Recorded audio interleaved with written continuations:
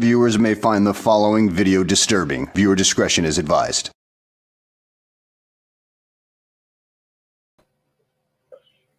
Hey guys, and you may be wondering why I stuck that disclaimer at the beginning of this this video. I don't know how many of you saw the addition I added to. I was just going to do a Cheese Extreme Wednesday, but I'm still going to do Cheese Extreme Wednesday, but some things that happened this afternoon that made me really pissed off.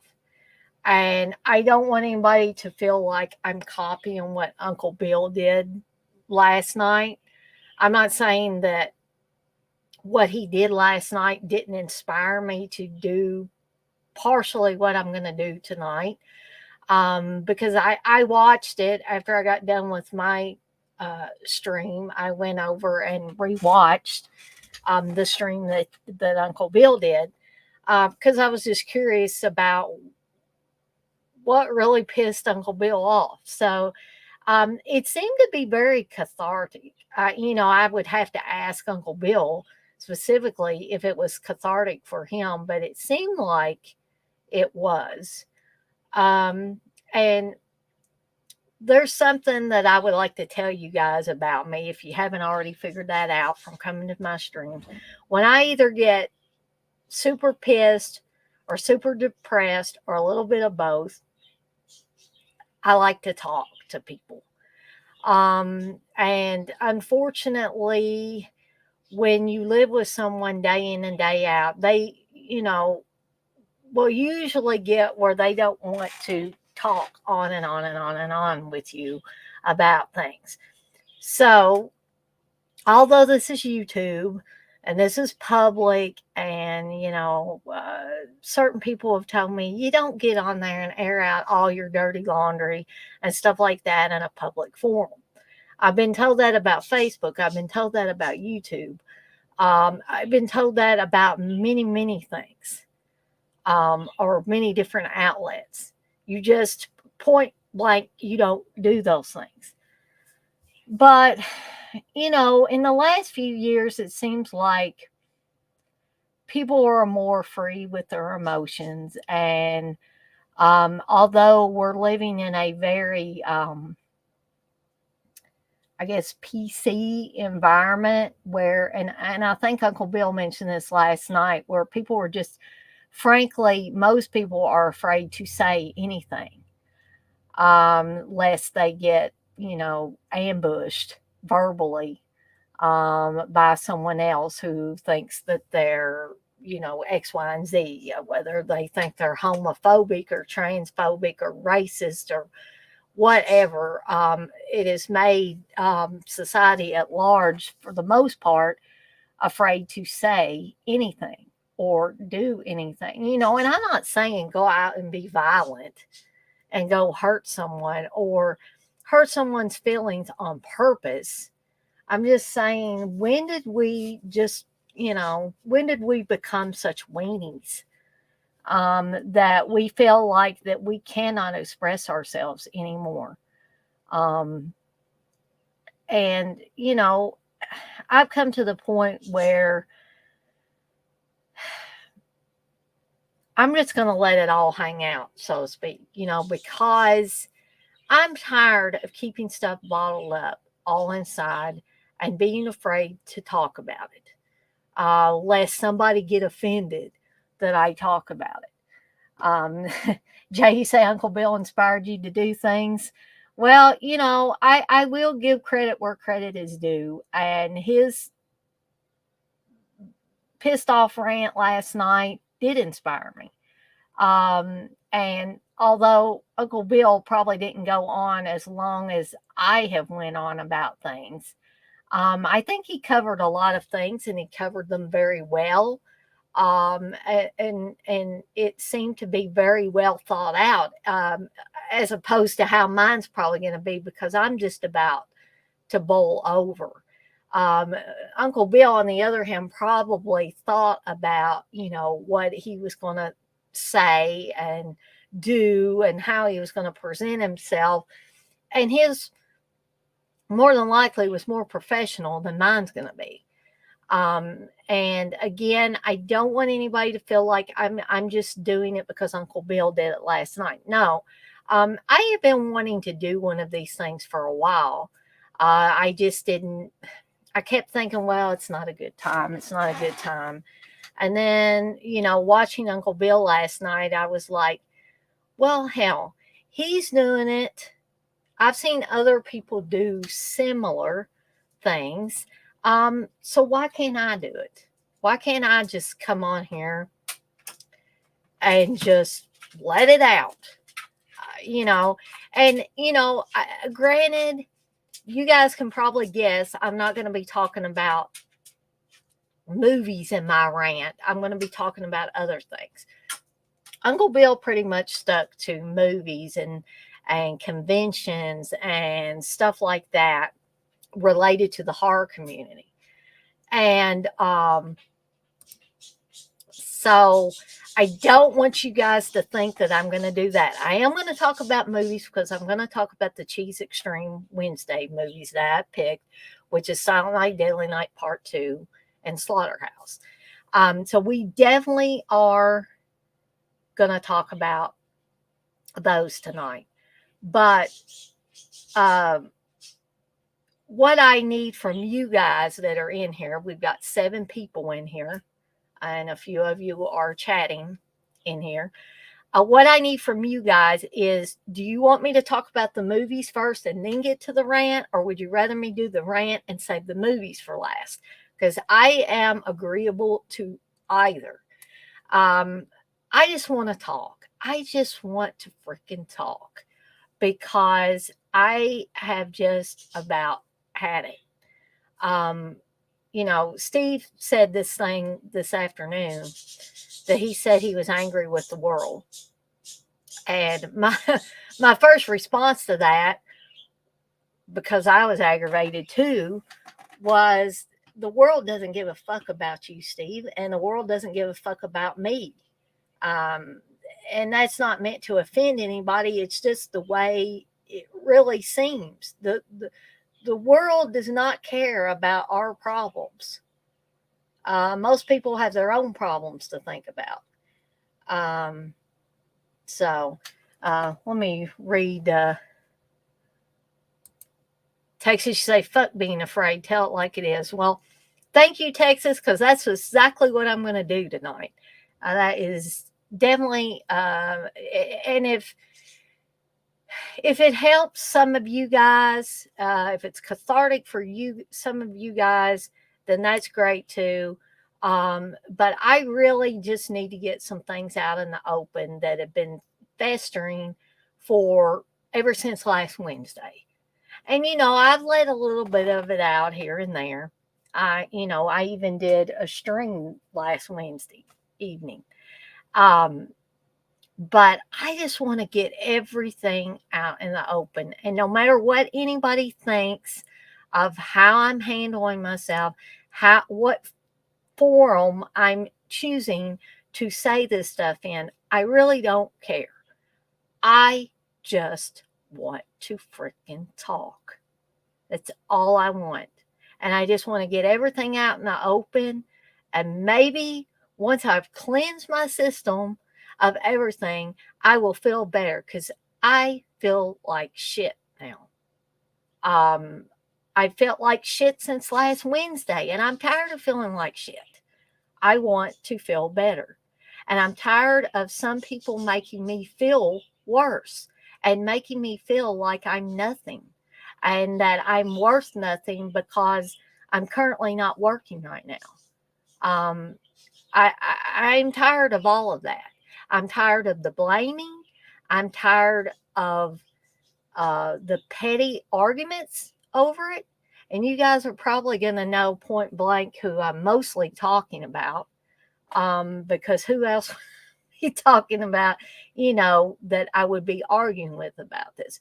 But I just want to lay it all out on the line. And, if the one, I mean, this isn't the only person, but if this main person that I'm talking about sees this video, I don't give a fuck. I don't care. If they see it, I don't care who sees it or hears it. But that is why I put a warning at the beginning of it, is because, in case people have children in the room. I'm not saying you guys would have children in the room, but, or, older people or something like that. I don't really want to offend them or, offend sensitive ears. Because I am using a lot of bad language and stuff like that. And, I try to be considerate. So that is what the warning was. Curly Jaws, you say, Curly Jaws don't give a fuck. I'll say whatever I want. Fuck, I'll even smoke on camera. I don't give a damn. Fuck the system and fuck Ronald Reagan. Well, that did make me laugh, Curly Jaws. Yeah, Jay, all Curly Jaws F-bombs got censored, but I read them off. Of course, it might get me kicked off of YouTube, but I don't care. I don't give a shit.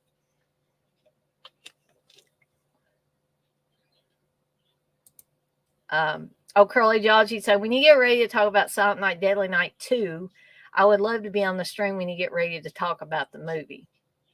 Okay, so that is great, Curly Jaws, and I don't mind at all. Jay, you say weapons free, Daner. But I still haven't heard from the majority of you guys whether you want me to go ahead and talk about the movies or you want me to have the rant first. Because I warn you, this rant's probably going to go on a freaking long time. So, depending on how wound up I get. And I'm pretty wound up right now. Phew, gotta take a breather there.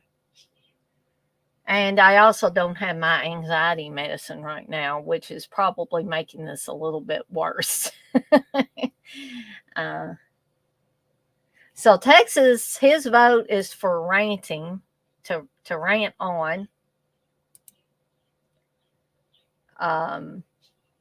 So has anybody else got any thoughts on Curly Jaws, you say, whatever good for you, hun. Okay. Well, since I'm so wound up and I'm not really hearing, I'm basically hearing, do what you want to do, Dana. So I guess since I'm already to the 9th degree or the 10th degree or whatever wound up, I might as well go on with my rant. But you guys feel free to jump in there. I'm not going to bite anybody's head off or anything. Yeah, I'm pissed, but I'm not going to bite your guys' heads off if you say, Dana, are you going to get to the movies? Because I might get carried away with this rant and go on for 5 hours. Or until I pass out. Or whatever. I mean, I haven't drank a whole lot. I mean alcohol related stuff in a while. But this whole situation is I'm about ready to just drink a whole bottle of Fireball whiskey, which would not be a good thing. I mean, I'm cognizant enough now to know that would not be a good idea. But dealing with all this shit has just made me want to just get plastered, bombed, wasted, whatever you want to talk, So let's just go ahead and get started with this freaking rant. And y'all feel free to jump in there at any point in time if you think I'm going on too long with it and you want to hear about the movies before you guys pass out, then please let me know, because I've been on here already for, I guess, with my intro and everything for about 18 minutes. Curly Jaws, you said the 420 Cafe in New Albany, Indiana. I recommend they will help you. Trust me. Yeah. And New Albany's close. I could probably get over there. Then I'd probably come back over here and get arrested for whatever I get there. Uh, well, Dirk, I didn't actually say shots. But see, you can't give me super chat money because I'm not monetized yet. And besides, I said I was retired from that. But I'm glad to see you're here, Dirk. You're going to hear one hell of a rant from me, so be prepared. I already had a warning at the beginning of this live stream because Dana is pissed tonight. I am just really and utterly pissed.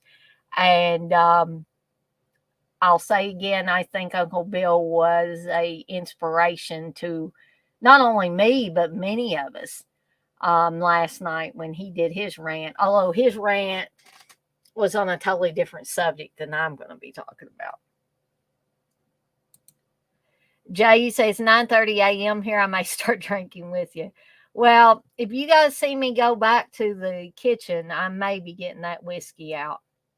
Actually, I'm going to have to buy me another bottle of whiskey, which Steve probably won't want me doing because he says even though I'm getting paid for the 6 weeks of leave that the assholes gave me, he still doesn't want me spending any money unless it's, paying a bill or something like that. But, so anyway, let's proceed with the rant. And like I said, if you see me go back there, if I go away for a little bit, it's probably to get the whiskey. But I really don't want to get sick because the last time I did that number, I was sick for 30 days. So I'm vomiting and everything, and I don't really want to do that. So I know that you guys have been very patient with me, for which I am extremely grateful. With me talking about my work-related troubles. But now the work-related troubles have seeped into my personal life.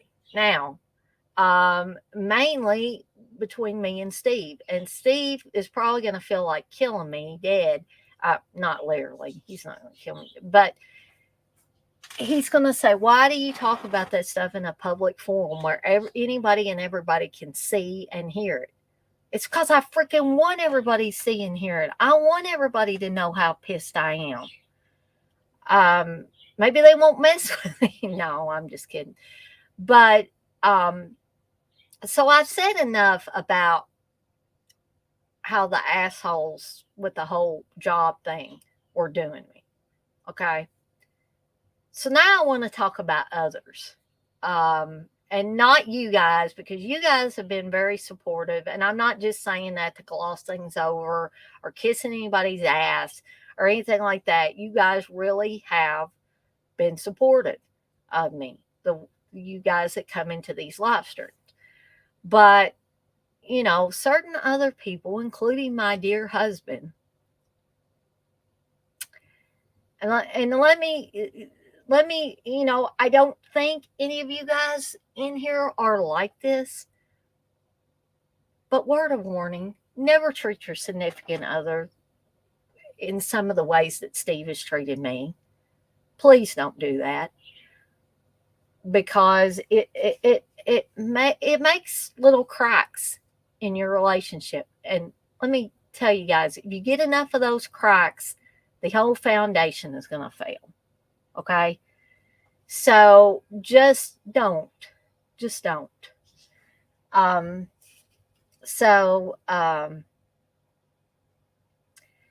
Anyway, I knew Steve was like brooding, and he has been brooding about, he's angry with me because I won't just lie down, roll over, say, God bless you, stockyards.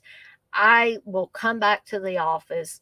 I don't care if I'm putting my health in danger. I don't care if I'm putting everybody else's health in danger.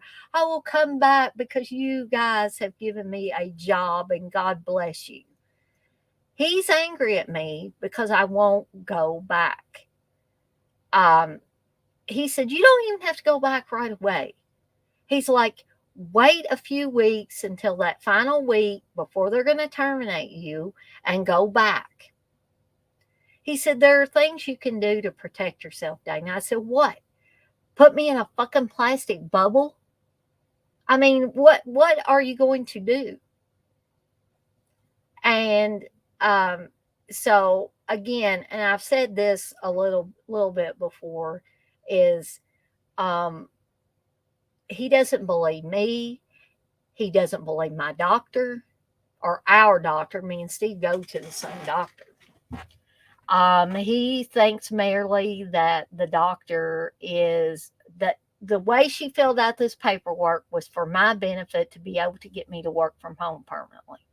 That this is not a real thing that I have, that my immune system is not shot, that I'm not continuing to have fevers, that I don't have long COVID, that none of this stuff is real. That it came out of my fucking head, and I used it as a way to get to work from home. And he basically told me that today. He said, you got to work from home for a little while. You found out how easy it was. And now you don't want to go back. I said, Steve, I don't feel like I could even go back if I wanted to, because I'm putting myself and others at risk. And he just rolls his eyes and is very dismissive of it.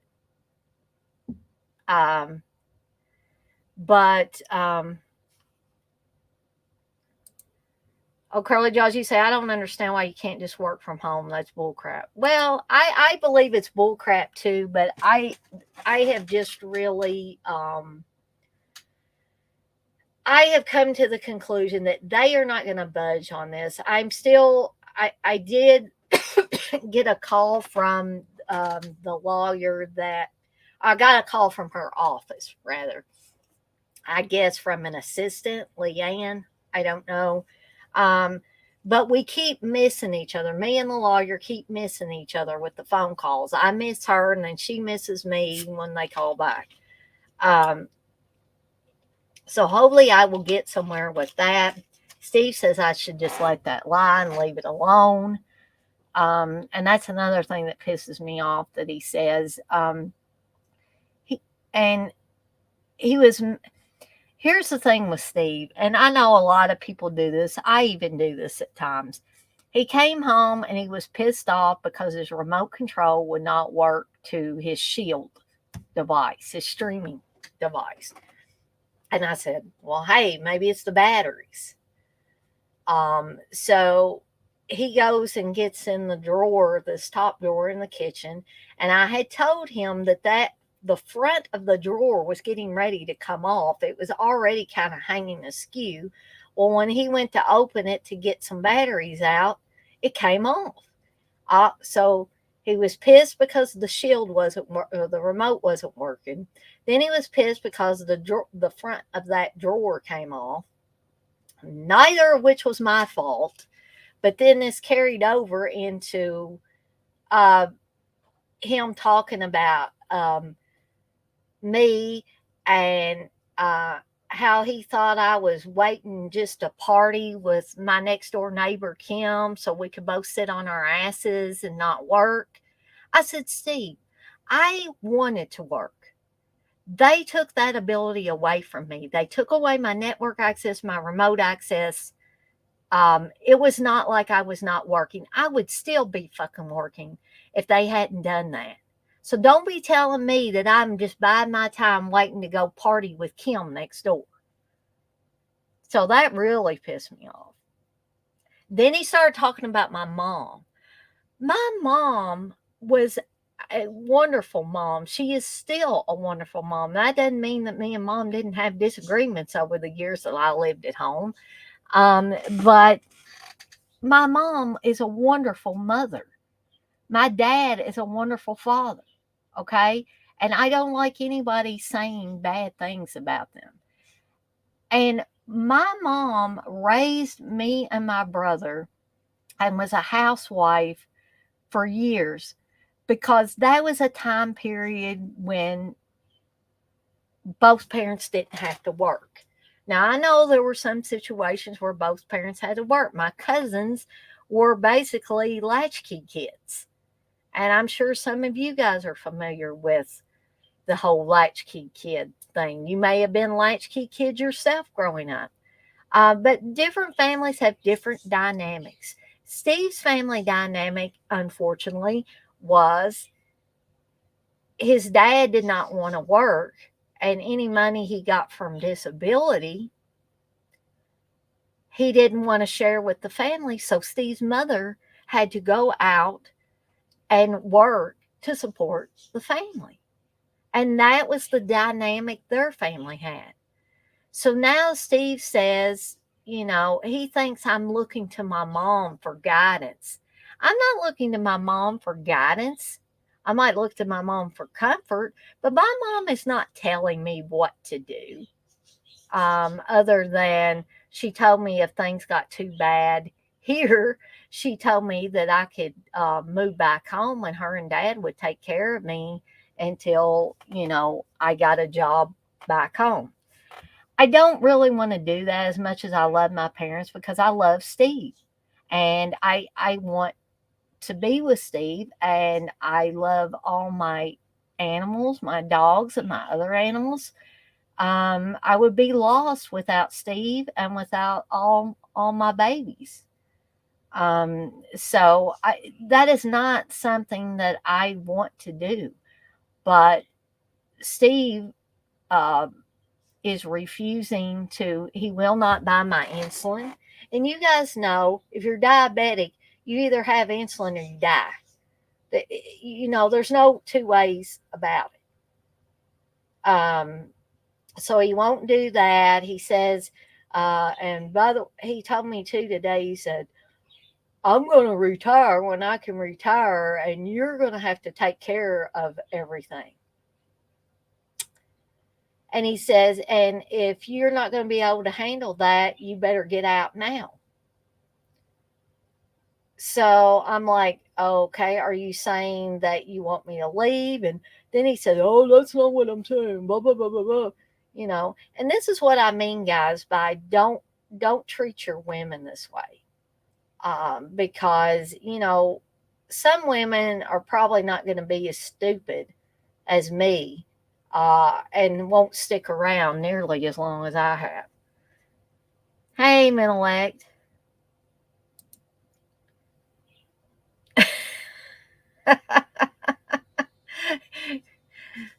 Oh, man. Oh, curly jaws. What the fuck? Now, guys, I'm not telling you guys all this stuff about Steve so that you will hate him. And I don't want you guys to stop coming to his streams. Steve simply does not know how to deal with any kind of conflict. He cannot handle it. If things are not going smoothly 100% of the time, he simply cannot deal. I'm just saying, guys, just try not to say the kind of things that I'm saying that Steve is saying to me. Don't say those things to your women because they might not be as accommodating as I am. And I'm not saying that's a good thing. I'm saying I'm stupid. By being accommodating. I should have never just accepted it.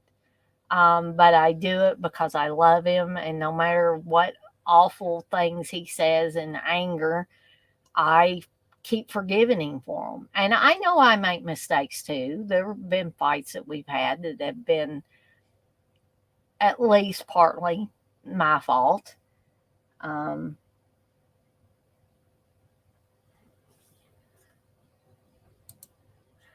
Well, I didn't realize that, oh curly jaws, but I thank you for sharing, and I hope you don't mind me putting this up here. That you say I'm bi, so I understand how men are dumb. I feel your pain, hun. Had a few guys in my lifetime. Yeah, I mean, again, you say they dumb as fuck, sis. But again, I don't want you guys to, admonish Steve or anything, or like I said, stop coming to his streams, because his streams have nothing really to do with what's going on with us. And Steve's not the only one. I mean, there have been other people that have made comments to me about what I should be doing, um, you know, how I should handle looking for a new job, um, how much I should lower myself, and different things. So it's not all Steve. It's just Steve is the one that I'm closest to. He's the one that I see every day. And I guess he's the one that I get more upset with. So I'm not only angry with the situation I've been placed in by fucking stockyards, um, of having my work and my livelihood taken away. I've said this before. I have not been without a steady job in 26 years, guys. 26 years. And now I suddenly I kind of feel like I have no purpose when I get up in the morning. And like I said, I feel like I am not worth a shit in the toilet, even. Um, and when Steve comes home and he drags all, just pretty much it feels like somebody is grabbing me by the hair and dragging me through the mud down some kind of wooded trail and then just leaving me. I mean, that's literally what it feels like. I am exhausted. I feel like I've been stomped on. I, I feel like I've been run over. Um, and it's not a physical thing. It's the mental exhaustion and being verbally and mentally beat up every day by what someone says to you. And then it rubs salt in the wounds when you know that person, maybe for a couple of days, is biting the inside of their cheeks, trying not to say mean things to you, but they're thinking all this stuff. And it's just killing them not being able to say it. And then they just bowl over. Because it's like it's demoralizing to realize that underneath that smiling exterior, so to speak, that they've been brimming with anger and think that you're just wanting to sit around and loaf and party with the neighbor or whatever the hell they think that you're doing. And I have not been doing any of those things. Not only have I been doing housework and stuff, but I have also been looking for jobs every single day and applying every single day. And that's the other thing that Steve's mad at me over. He says, but you're just looking for remote jobs. I said, yeah, because that's pretty much what the doctor told me I should be doing. And fortunately, there are a lot more remote jobs than there used to be pre-pandemic. Okay, so there was a girl that left the library about the same time I did. And guys, she was able to get a remote job making more money than she was making at the library, which I figure she was probably making about $15 an hour, the same as I was. She was a clerk. She was full time. And that's what I was classified as, even though I was in computer services and she was in facilities in the inventory area. And if I was smart, when I started looking for another job, I should have looked for a freaking remote job. And if I didn't find one, I could have stayed with the library until I did find one. But no, and a little bit of this anger is anger at myself because I saw dollar signs and my eyes glazed over and I just lost any sense of what this would mean if I took a job that something would happen where it was dangerous for me to go back to the office or I was unable to go back to the office for whatever reason. I had no clue that these people would be such assholes. And just point blank refuse to work with me at all. And then to, like I said, rub salt in the wound, they act like giving me 6 weeks of paid leave is a fucking bonus. But by the way, if you don't come back in 6 weeks to the office, you're not going to have a job. We're going to terminate you. Yeah. It's a real nice big piece of cake. It really is. Oh, Curly Jaws, you said the B-plane needs to take some gummies. He needs to make a trip over here. I don't know. Oh, Curly Jaws, I don't know really what would help Steve at this point. Because, I've said this to both my therapist and the psychiatric nurse practitioner that I see, that he is on medication as I'm on medication. But he has no problem getting it or purchasing it. He just refuses to take it every day. He will not take a pill every day. And when he does not take a pill every day, eventually the shit's going to hit the fan. And that's when it causes more problems between he and I. So it's really difficult when somebody has got medication that does help and they refuse to take it or will not take it on a regular basis. And you guys know this. You guys aren't stupid. With any kind of mental health medicine, you cannot go on and off it at will.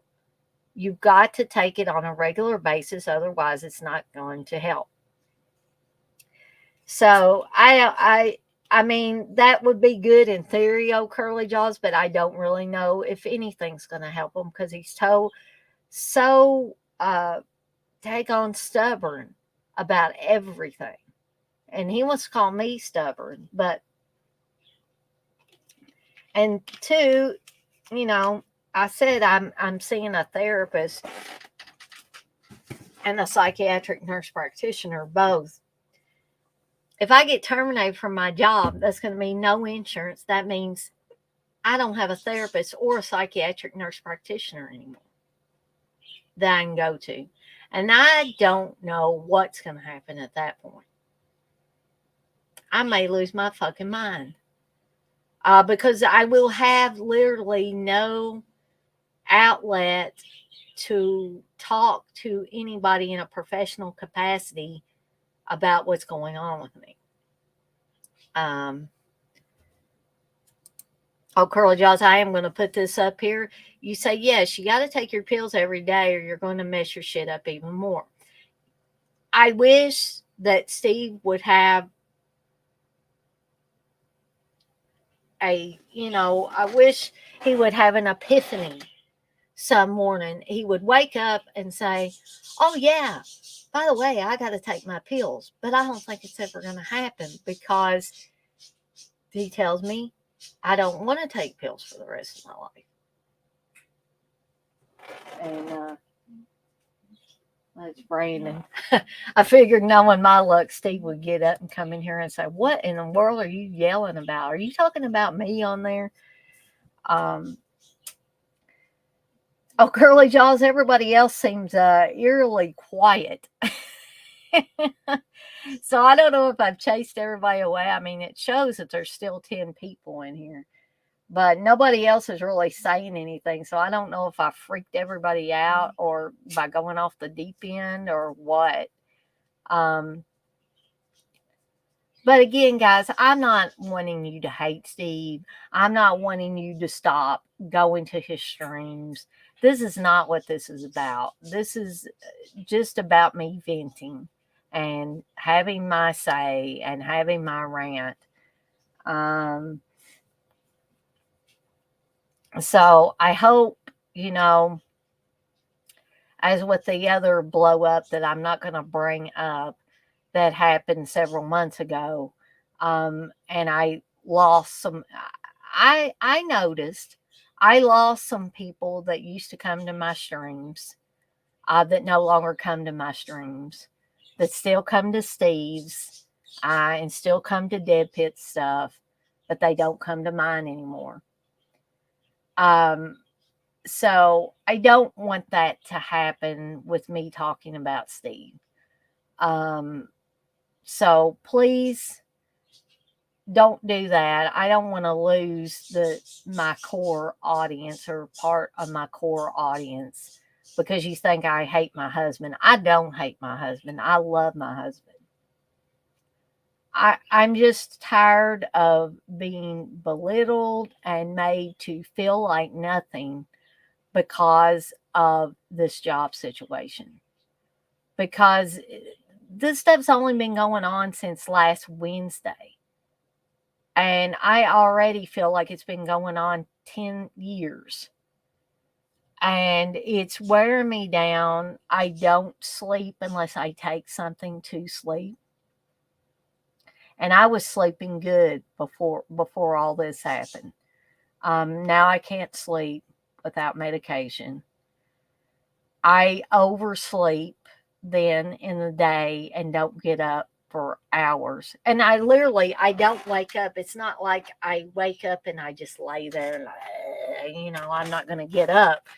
I don't wake up until around noon. And if Steve sees this, he'll flip out if he knows I've been getting up at noon.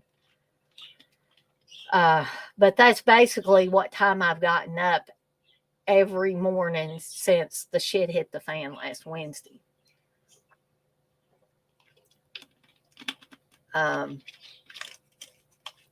So we did drop down to 9. I did have 11 people or so when I started this thing.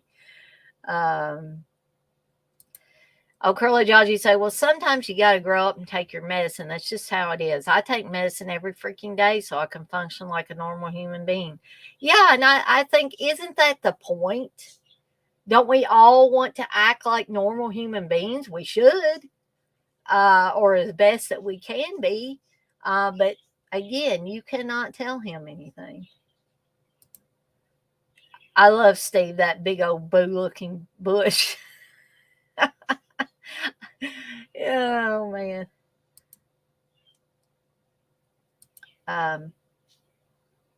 The Menelek's even being quiet. I figured Menelek would say something. I must have scared Menelek too.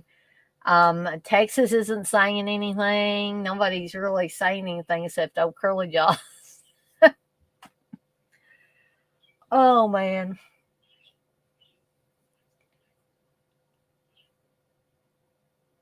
I've been on here, 47 minutes talking about this stuff. I don't know. What do you think, guys? You think it's time for me to get some alcohol? Dirk ain't even talking on here. I must have chased Dirk away. I didn't mean to, guys, and I don't want to lose any of you guys. I don't want you to think that I hate my husband or that I wish harm to come to him or anything like that. No, I'm just fucking mad. And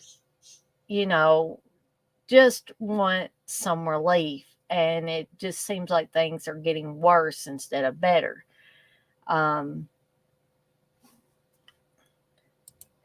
Texas, you're here listening? Okay, cool.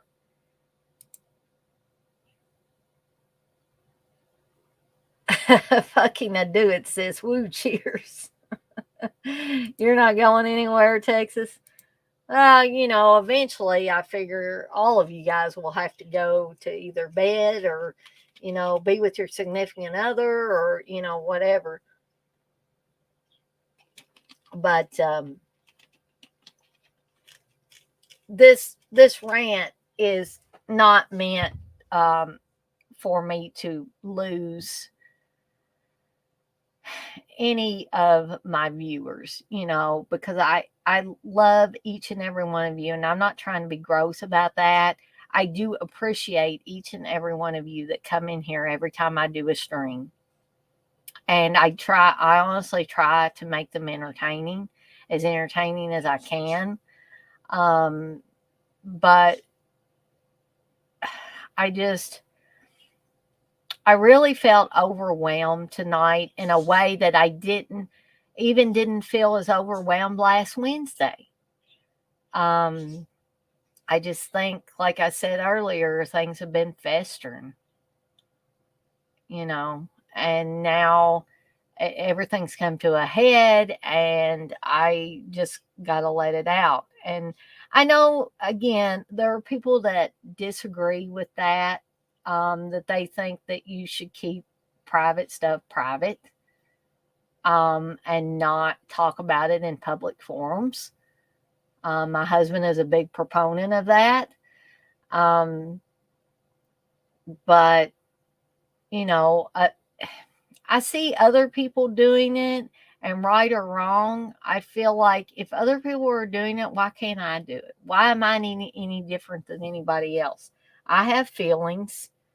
My feathers get ruffled. I get angry. I get pissed. I get sad. I cry. I have all these same emotions that everybody else does. I'm just tired of hiding them all. There have been times where I thought I was going to be crying on these streams. I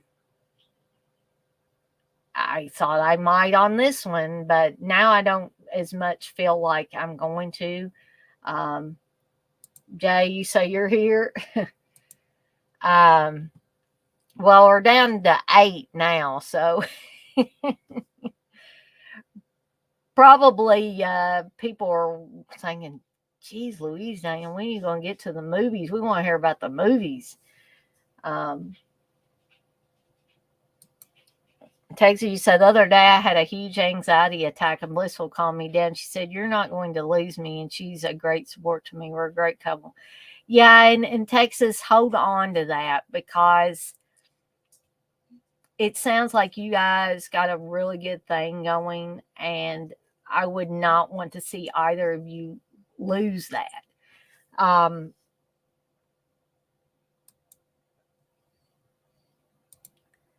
Jay, you say, yeah, I never negatively speak about my wife to anyone, so this freaks me out. Well, Jay, I'm sorry if this freaks you out. So you must be an awfully good man if you never speak negatively about your wife. So is it making you uncomfortable that I'm talking negative about Steve? Because I do apologize. I tried to kind of warn people that things were going to go a little sideways with this stream, and not going to be one of my normal streams. So I do apologize. I do. And if you do need to leave, I would totally understand. I don't mind. So I don't know. So is me talking negatively about Steve freaking you out, or the fact that he talks negative to me? Is that freaking you out, or a little bit of both?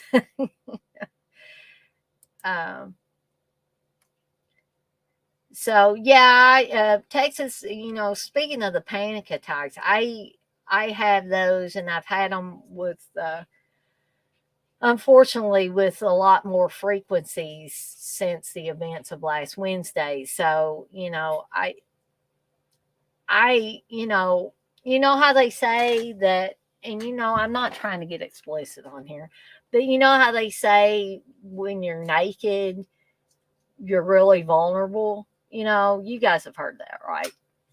So there have been several times during this whole thing where I have found myself in the shower, leaning my head against the wall, whether you believe or don't believe in a God or a higher power or whatever, praying to the good Lord.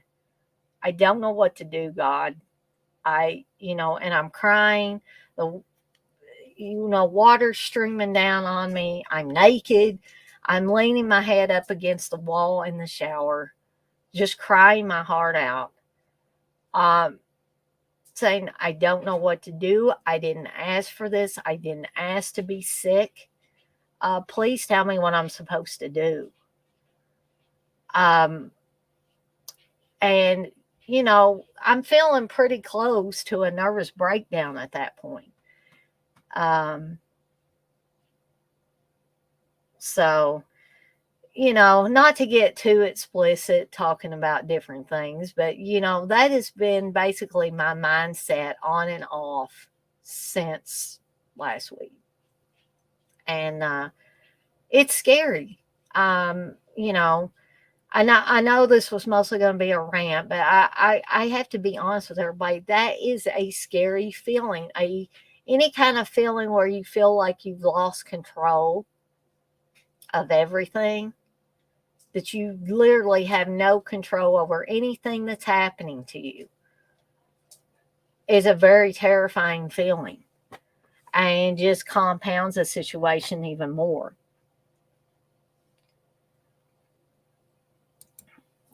Oh, Curly Jaws, you say, I used to have them all the time. The medicine helped with the anxiety. Well, Steve would probably say, well, Dana, get your anxiety pills, your hydroxyzine, which is what I take for anxiety and panic attacks. And it does work. But I've been trying to save money. So even though technically I've still got insurance, I hadn't gotten them. And I've been without them for probably about a week now, maybe a little less than a week. And I know that I should get them and probably need to order them tomorrow, maybe, and try to get those in as quickly as I can. I could probably do a rush order on them and they'll have them here in a day or something.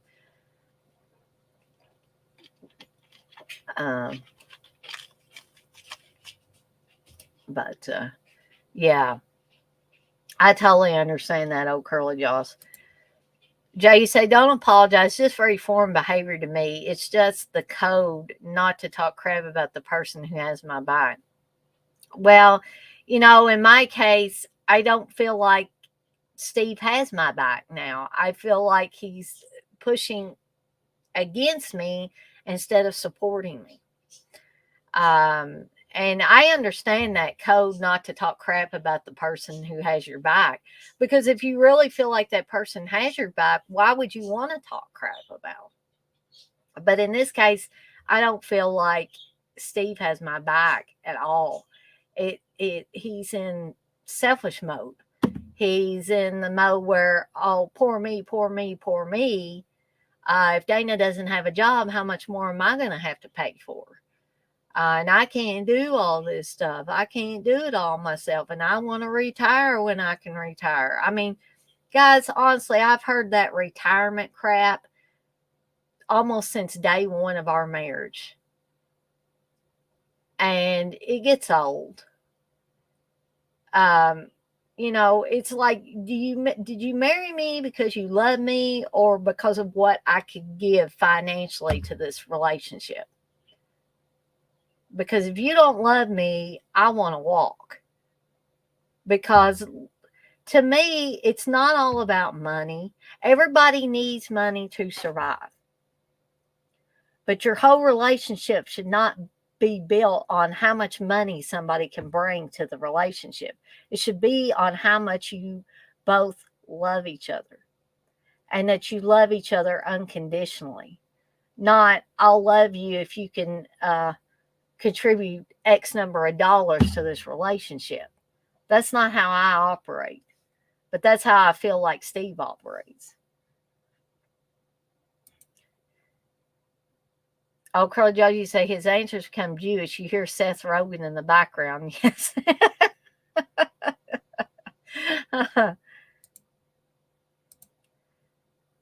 Oh, Curly Joe, you say, oh, Lord, I'd be power bombing every midget if I didn't have a miss.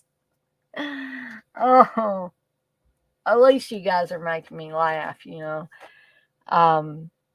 But Jay, I do feel like I should apologize to you because I get what you're saying, and to some of you others, you might not want to tell me this, but you may be thinking it. You may be thinking, why are you talking shit about Steve? That's your life partner. That's your soulmate. Why are you doing that? And the main reason is because he is those things to me. And I don't understand why he's reacting the way he is. Instead of supporting me and having my back, as Jay said, he's turned against me because I am refusing to roll over and play dead and play nice with these fuckheads at stockyards. And he acts as if I don't care anything about him because I'm doing this, you know, because I'm refusing to just go back in the office and play nice. But guys, I've done that for years. And early in our relationship, Steve told me that he didn't want to see anybody take advantage of me. But now it seems like he's done a complete 360 on that, because I think these fuckheads at stockyards are taking advantage of me. They're trying to take advantage of me. They're trying to force me to do something in order to keep my job. And they're trying to force me to do something that I don't think it's ethically right. I don't think from a health standpoint it's right. And I simply refuse to give in. And back in the early days of our relationship, Steve would have agreed with me.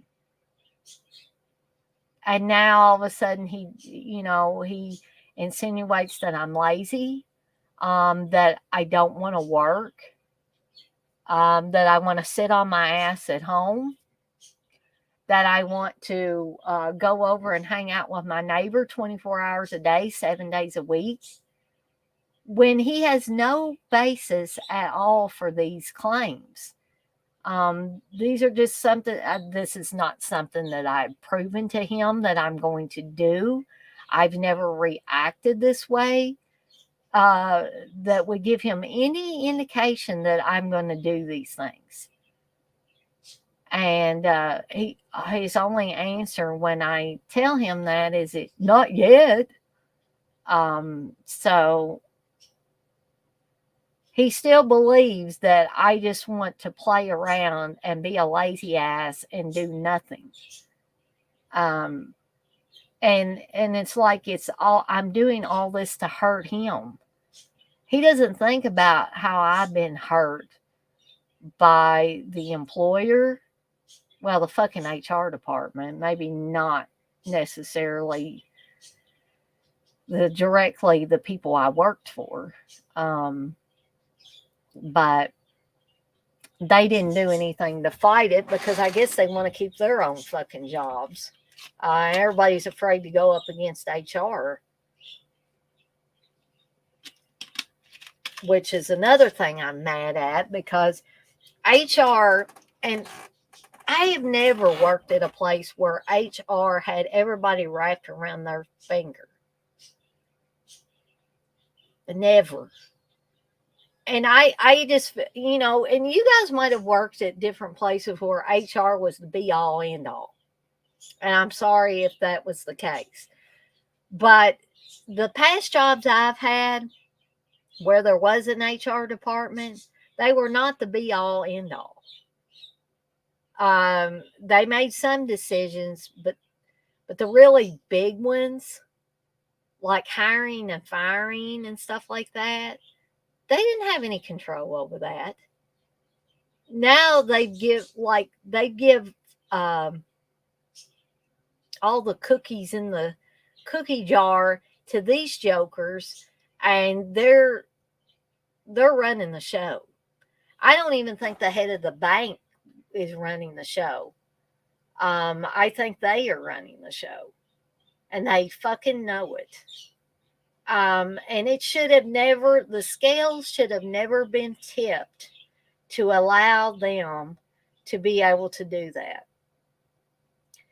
And another thing is they're not being consistent either. Because I've told you guys about this. There was a lady that when I was still working, she has long COVID like me. And she hasn't been back in the office. And she's a retail person. I would think those people would have to be in the office. She's a retail person. She told me she hasn't worked in the office. She's been working from home for over a year. And who helped her be able to do that? Somebody in the fucking HR department. But would they do that for me? Fuck no. They wouldn't do that for me. They've dragged me through the slime and the dirt and the shit and everything else, and laid me out in the sun to die, pretty much. So I don't want to hear anything about their policies and their fucking rules and all that stuff. If you're gonna make concessions for one person, you better fucking be making concessions for everybody. Because you think if I get a hold of this lawyer that I'm not going to fucking tell them that? But, guys, I've been on here for over an hour talking about this stuff. And Uncle Bill, his rant was only an hour and 11 minutes. So I think what this gal is going to do. Oh, Curly Josh, she's like, fuck them to hell. They can suck a fucking rat's ball sack. Yeah, they can. My one boy rat that I still have, they can suck his ball sack. That's what I'm telling you.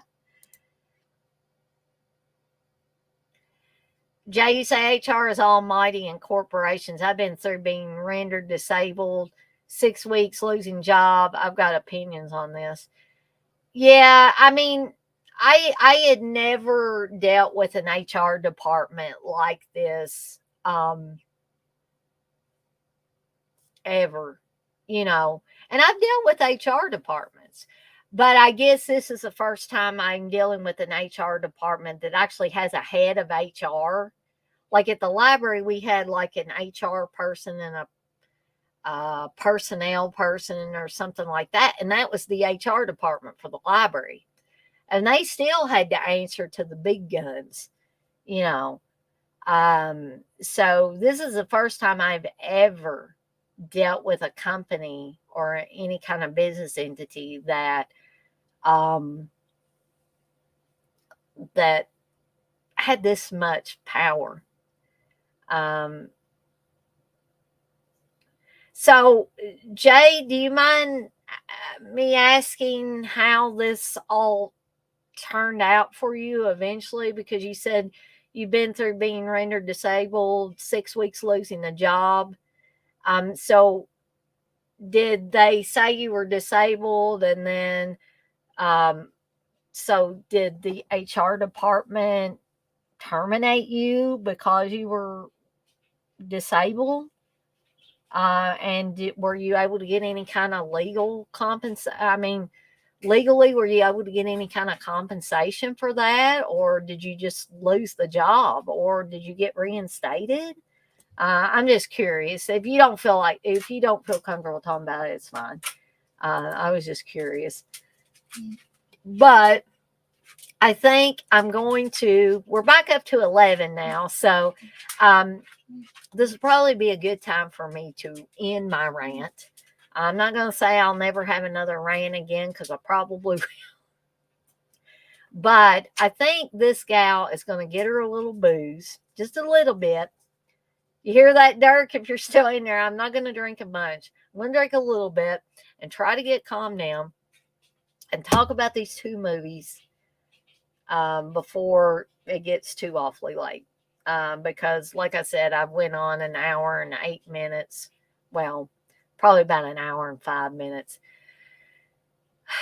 about this shit. And you guys are probably sick to death of hearing about it. And so I'm going to get that booze. And when I come back, we'll talk about those movies. And you guys better hope that my husband doesn't see this video because he's probably going to be really pissed at me.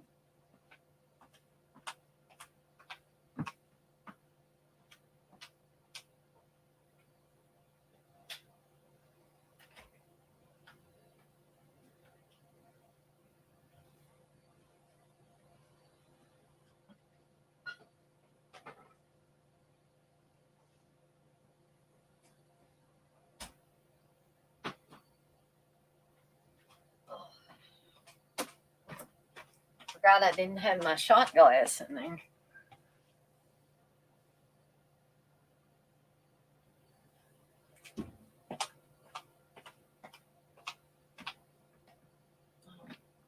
I don't think this is the right one, is it?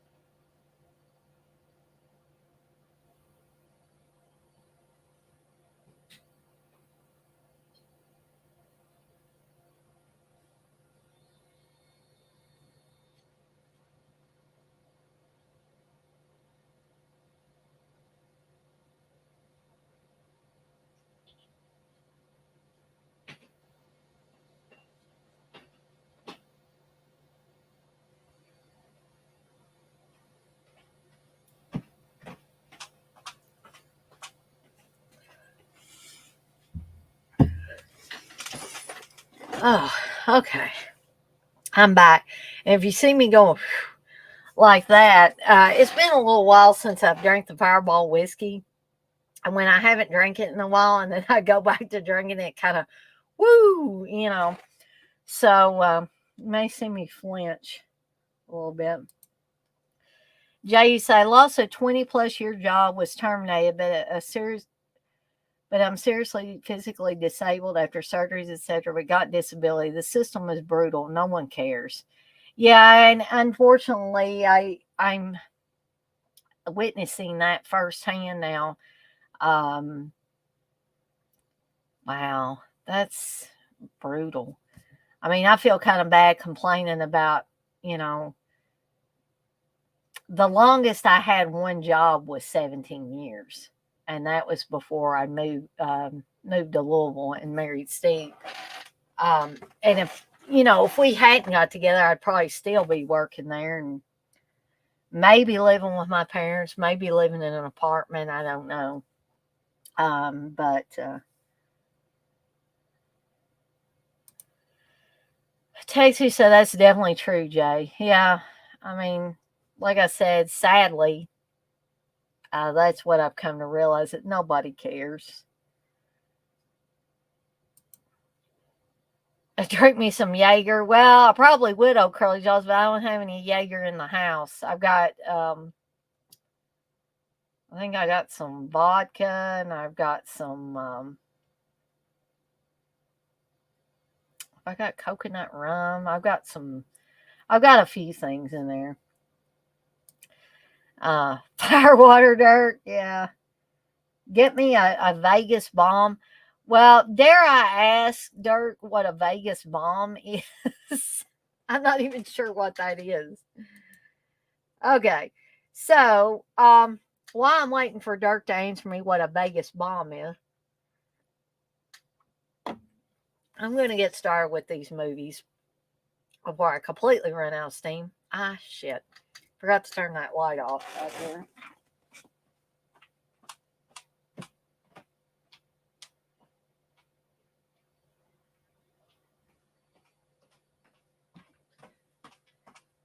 Honestly, it's a good thing my mama doesn't watch these videos. She says she's never watched any of my videos, any of my streams. She'd be very disappointed in my language, I'm sure. Hey, 71. Um, I don't know if you were in here listening when I was having my little rant, but in case you want to watch it, you could probably run it back later and and watch the beginning of that. Ooh, cool. Was just watching Return of the Evil Dead from 73. So, no, I was watching people being killed. That might be a better choice, actually, 71. So, anyway, we're going to get started finally with the movies after I've been on here over an hour. And we're going to get to the Cheese Extreme Wednesday part of the stream. And aren't you guys relieved that we're doing that before I got completely hyper and lost my voice? I might be feeling pretty good now because if you've never had Fireball whiskey, and this is, by the way, one of my Evil Dead shooter glasses. They're actually not shot glasses, they're shooter glasses. But that's what I always drink my Fireball whiskey out of when I drink it. But I had those shooter glasses I just was thinking about that. I had those shooter glasses back when I lived at home with my parents. And I don't think I drank anything out of them for years. They were just kind of collector's things. And I had one set of these for a long time. And like way before I met Steve, before we were married or anything. And I was drinking some whiskey out of one night here in the last year or two, and I dropped it. Out of all the times I've drank out of this shooter glass, I dropped it and it fell on this tempered glass cutting board I have and cracked all on the top. And I was like, shit. So I searched and searched and searched to find these because these suckers are hard to find now. And then was able to find a new set that I don't drink out of. And I can't drink out of the one that's broken, of course, unless I want to drink glass, possibly. But I do keep it up there. I did try to glue it a little bit. But I do drink out of the other one from the original set that I did not break. And you wouldn't think these would be very easy to break, but I guess when glass falls on tempered glass, that might happen.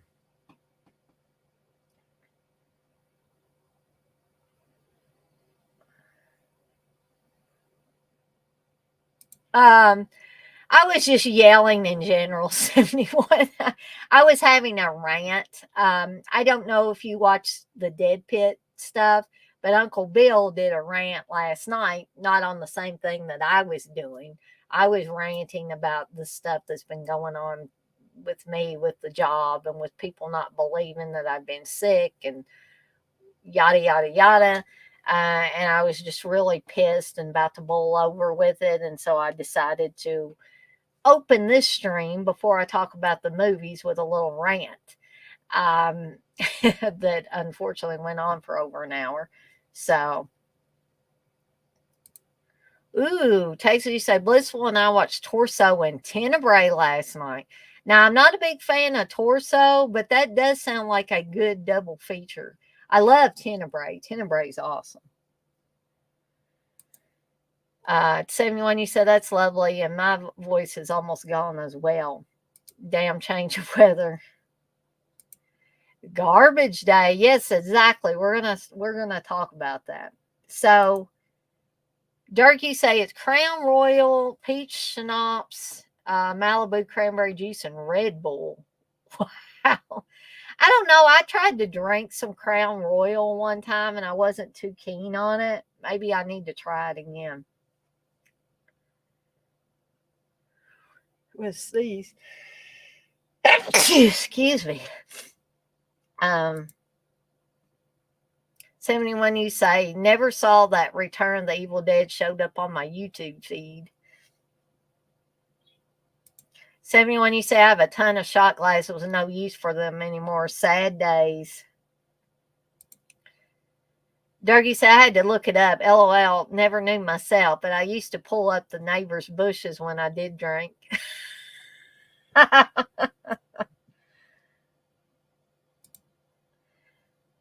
71, you say, I'm always rainy. It's all good.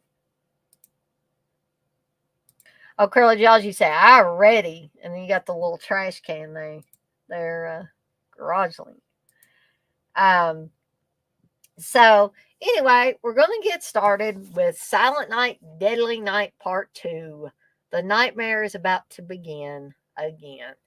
So for those of you not well versed in the Silent Night, Deadly Night movies, here's the deal on this. The original Silent Night, Deadly Night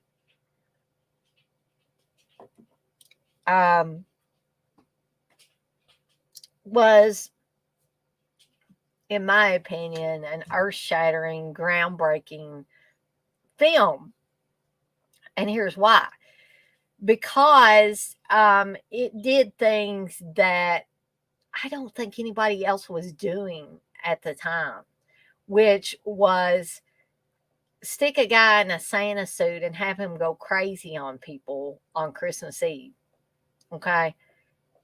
And the first time I saw Silent Night, Deadly Night, it was at well, it wasn't at a video rental store, but I remember the grocery stores around my hometown. At one time, they had a small video rental area. And this is where I first saw Silent Night, Deadly Night, and Silent Night, Deadly Night Part 2.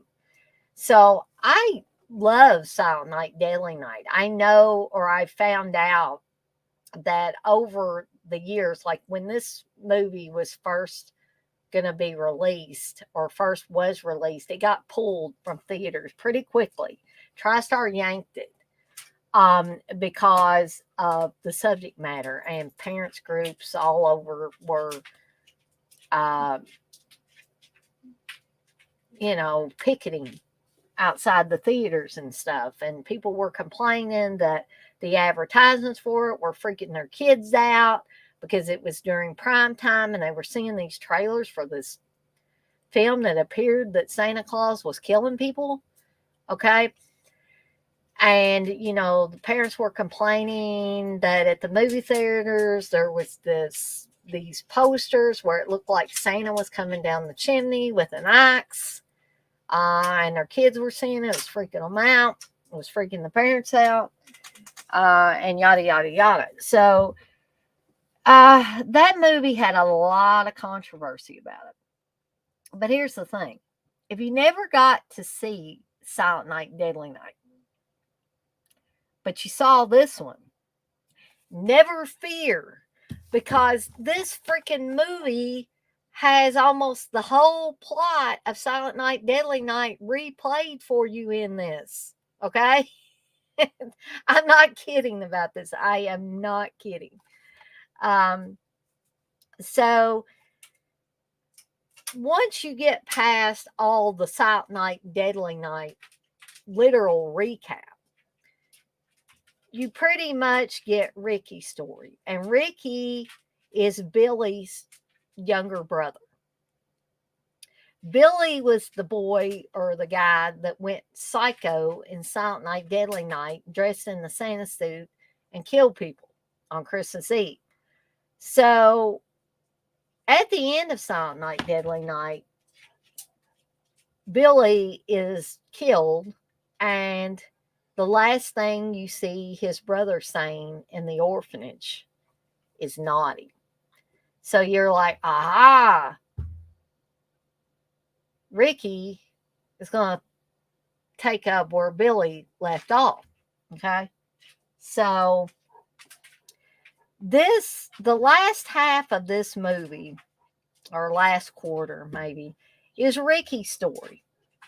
Because Ricky is either in prison or a mental hospital. I'm not sure which. I don't think they ever specify. But a psychiatrist has come to see him. And this is like the 13th psychiatrist. And Ricky makes a joke about, that being unlucky. And this psychiatrist is a real asshole, basically. So he's like, I'm your last chance, son. Your time's running out. Yada, yada, yada. And Ricky's not.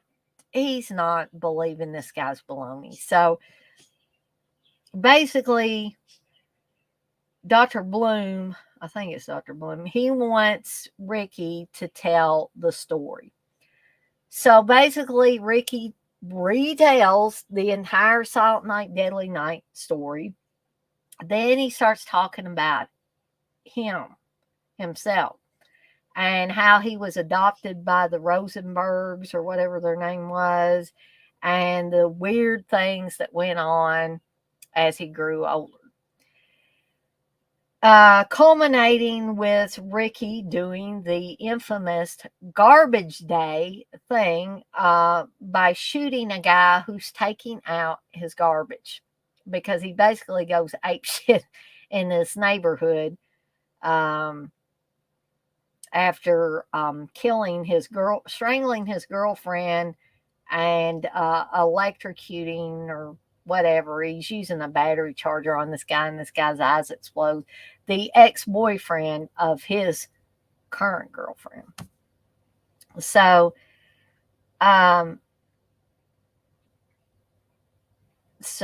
anyway, after Ricky goes apeshit and in the neighborhood, and they take him into custody and all that, he basically kills the psychiatrist, breaks free of the mental hospital and or prison, and then he goes after Mother Superior, who's still freaking alive. It's not the same woman playing the Mother Superior. And if you've seen Silent Night, Deadly Night, and or watch the recap on Silent Night, Deadly Night 2, you know that these nuns were very sadistic in this orphanage where Billy and Ricky had to spend their days. And so Billy wanted to kill Mother Superior. He didn't get a chance. He was taken out before he was able to do it. So Ricky's going to finish up where his brother left off. So he tries to track down Mother Superior. He's dressed as Santa Claus now. He's got an axe, and he wants to grind it on Mother Superior. So, I find this movie fun. I'll admit that the first time I saw it, I was a little disappointed, because I did not know that over half of the movie was going to be a replaying of Silent Night, Deadly Night. And if you don't believe me, watch this. And for those of you that have already seen it, you know exactly what I'm talking about.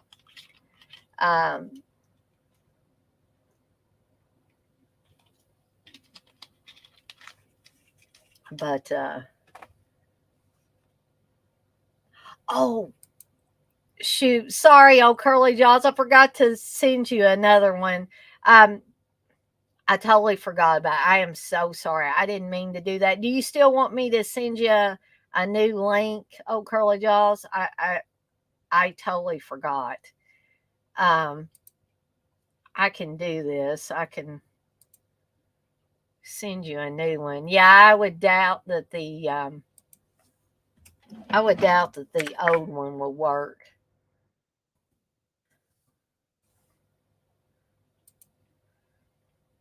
I just totally forgot that. So I sent you a new one, old Curly Jaws, in case you still want to come on here, and I'll let you talk about. Um, let's see.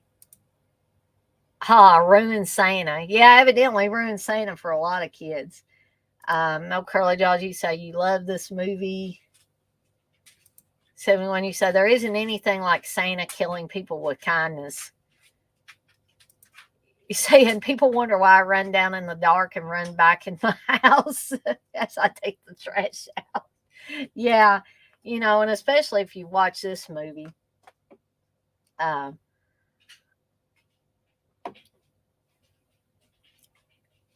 so I'm going to pause a little bit to see if Curly Jaws gets that link. And when I see him backstage, I will add him because I didn't mean to do it. It wasn't on purpose. But I just totally got to talking about the movie and totally forgot to send him the link to it. And I definitely want him to be able to have his say about something like Deadly Night 2. Reggie, stop doing that. Reggie's over here scraping the rug up, ain't you, Reg? I thought Reg might come up here and say hello to everybody, but he's kind of mopey. But you want to say hello, Reg? Reg. All right, there's old Curly Jaws. He's got Garbage Day. I guess it's Garbage Day Curly Jaws now. So I'm going to add Curly Jaws to the stream. Hey, old Curly Jaws. Or Garbage Day Curly Jaws. Yeah, for this special occasion, we definitely gotta do that. So I'll let the floor is yours, Curly Jaws, if you want to start talking about this movie. All right. So, I love this movie. Everybody likes to shit on this. Well, I think it's starting to get like a following. Everybody's starting to they know it's goofy, but I remember people like hating it. Like people couldn't stand this fucking movie because they said, "Oh, it's just a rehash of the first one." Then you get another story or whatever. But I'm like, I don't give a shit. This movie's fucking hilarious. Yeah, and I think I was in, like, I didn't hate it, but like I said, I was disappointed at first because I thought it was going to be a whole new story. Yeah. And then come to find out, like, over half of it is recapping Silent Night, Deadly Night, literally. But once you get over the disappointment and you really focus on the Ricky part of the story, which get enjoyment out of it. Yeah, do that. The Ricky stuff's like the best shit in the whole movie. Like I really wish they would have just I still love the movie, but I really would love to see a full length Ricky's story. You know what I'm saying? Like that'd be fucking awesome. Like I really wish they would have gotten more footage where they could do maybe the Ricky cut or something. That would if there was some lost footage from that movie called the Ricky cut, people would lose their fucking shit. I think they would. Now let me ask you this, oh Curly Jaws. If they hadn't had Eric Freeman play Ricky, if they had just had Joe Blow, whoever, do you think this movie would be as popular now if it didn't have Eric Freeman in it? I don't either. The guy I like to call him the Garbage Day guy. He makes the fuck he is the movie. He is that line has been and I wish he would do conventions. I don't think he does conventions. I think in maybe the last year or so, I think both he and the guy that played Billy in the first one, the older Billy, have started doing conventions. They've started making the convention circuit now because things have just kind of blown wide open. I don't think Eric Freeman actually knew that he had that much of a following. He probably did. He probably like, what's with all these memes of garbage did? Exactly. It's like, it's like the guy's like, what he's a horror icon at this point, like a B horror movie icon. Yeah. Like, unfortunately, I don't think either of the guys have come to any conventions close by where I could go to. I think these have been pretty far away, unfortunately. well, they need them.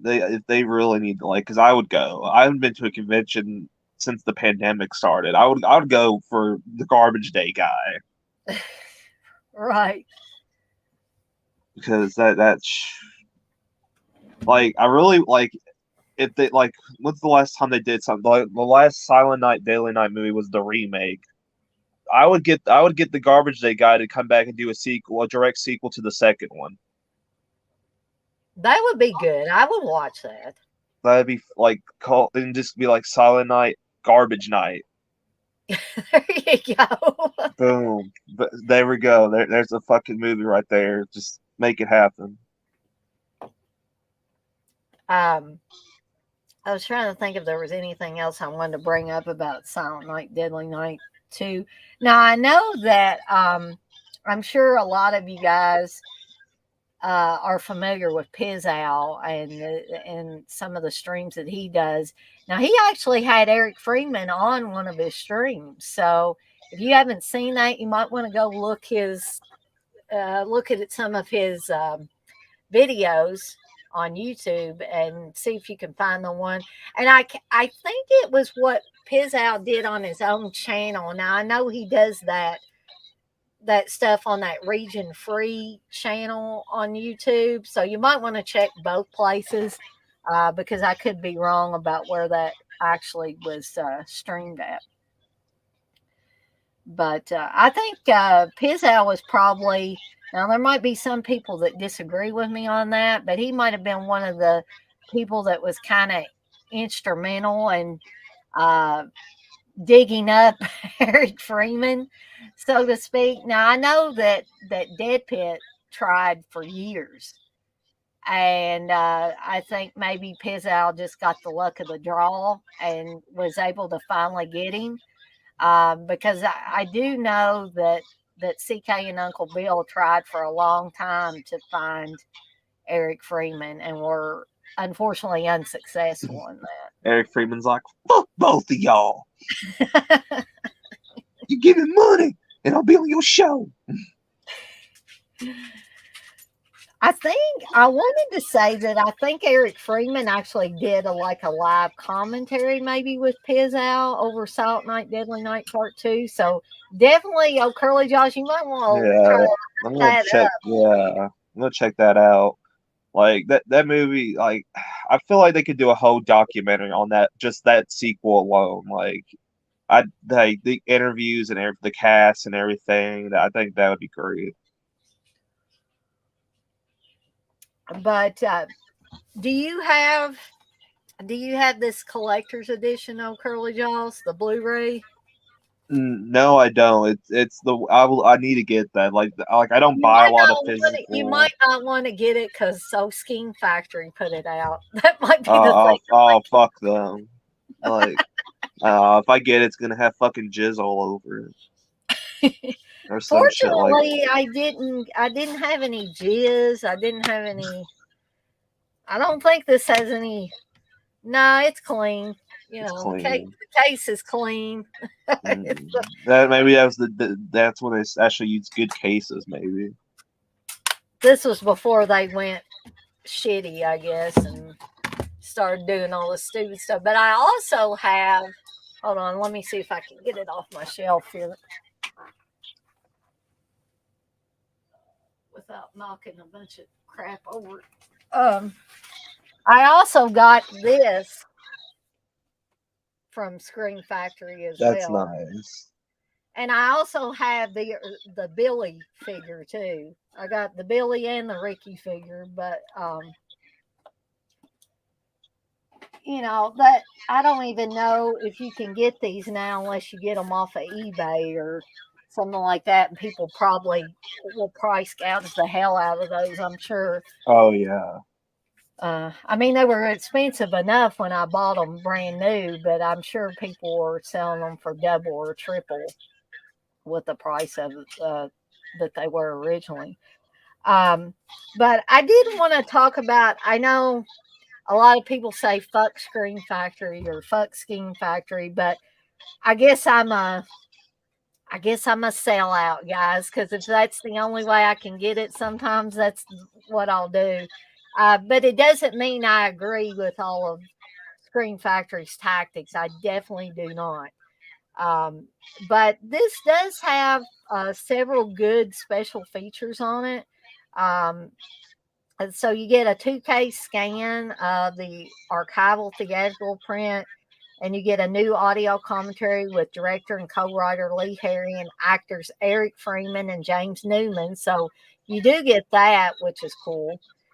A new Sleigh Bells Ring Again, the story of Silent Night, Deadly Night Part 2, featuring interviews with co-writer and director Lee Harry, actors Eric Freeman, James Newman, Elizabeth Catan, Daryl, I'm going to pronounce this guy, or mispronounce this guy's name, Gabo, Kenny McCabe, and makeup effects artist Christopher Biggs. New Garbage Days Are Here Again, a look at the film's locations. New Ricky Today, a short film featuring a 2018 interview with Ricky Caldwell. I bet you would like that. Oh, I gotta check that out. That sounds make that a full length film. That sounds amazing. New I Don't Sleep, an extended interview with makeup effects artist Christopher Biggs, audio commentary with Lee Harry, co-writer Joseph H. Earl, and James L. Newman, and a theatrical trailer. So, although I wouldn't call it like packed to busting capacity, there are quite a few great special features on here. And the print does look pretty good. It's probably, I don't even think they could make it much better if they made it 4K. So this is probably about the best you're going to see this film look, to be honest. But is there anything else you want to add about Silent Night, Deadly Night Part 2, old Curly Jaws?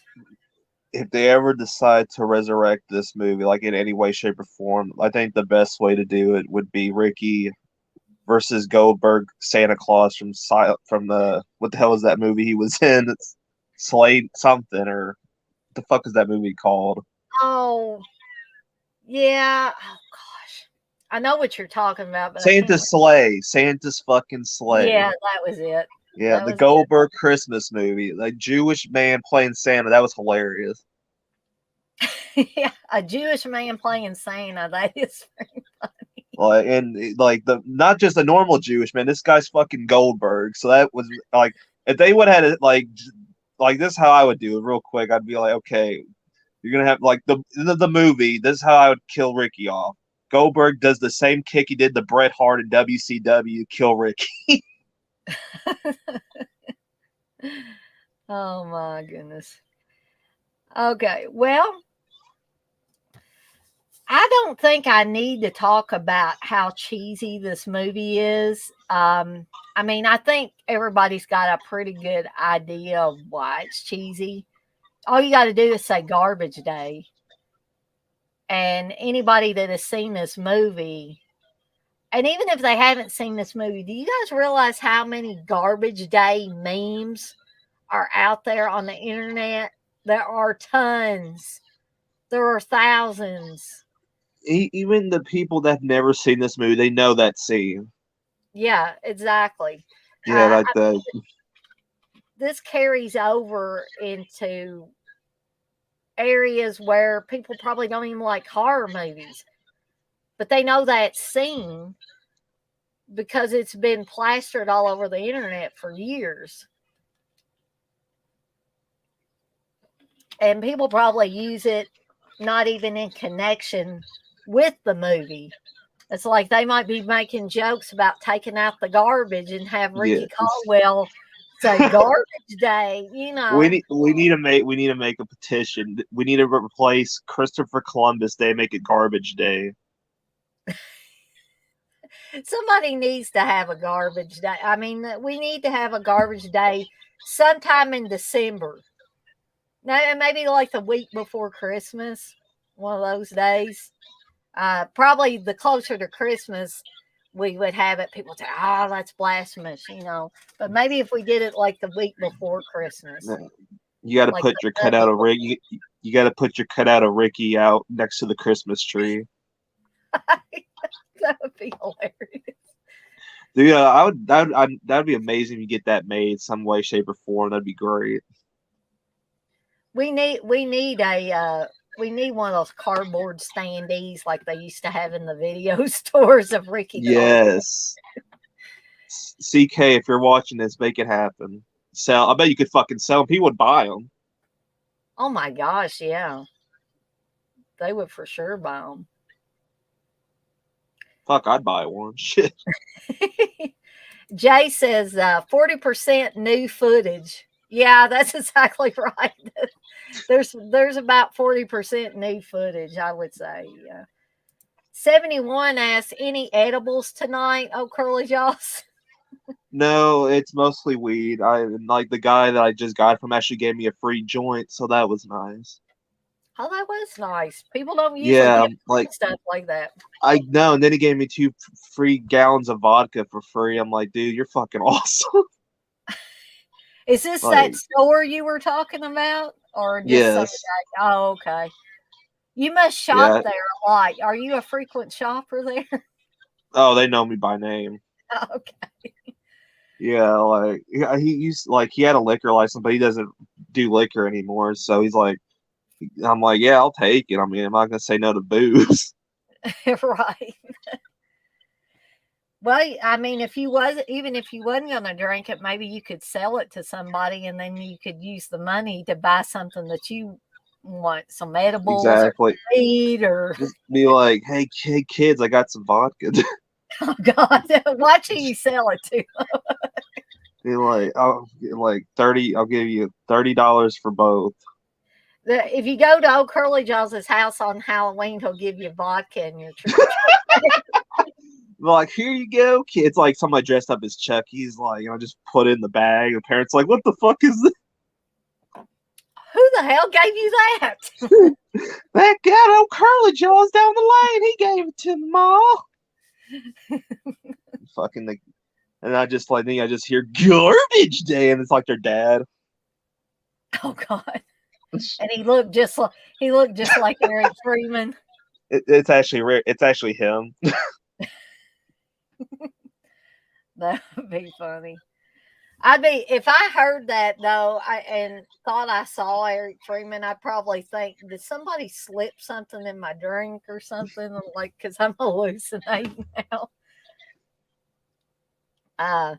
So I guess I'll move on to the second film, and I don't know if old Curly Jaws has seen this one or not, but he's welcome to jump in and say anything about it if he wants to. But that's Slaughterhouse with Buddy. Not seen Slaughterhouse. Oh, you need to see this one, old Curly Jaws. You really do. So for the uninitiated with this movie, I'm going to read a little bit of the plot synopsis back here on the back of this disc. So Lester Bacon, and I swear to you, this is the guy's name in the movie. Lester Bacon is his name. So his slaughterhouse has run into financial problems. Faced with the town lawyer, the sheriff, and the rival slaughterhouse owner. Can you believe that there's a rival slaughterhouse owner too in here? Trying to purchase his land, Lester decides to take matters into his own hands. After discovering the type of violence his hulking and mentally deranged son Buddy is capable of, Lester orders him to permanently dispose of anyone who conspires against them. So this is a late 80s video store staple. And I really remember seeing this in the video stores. And I do believe the first time I watched it, it was a video rental.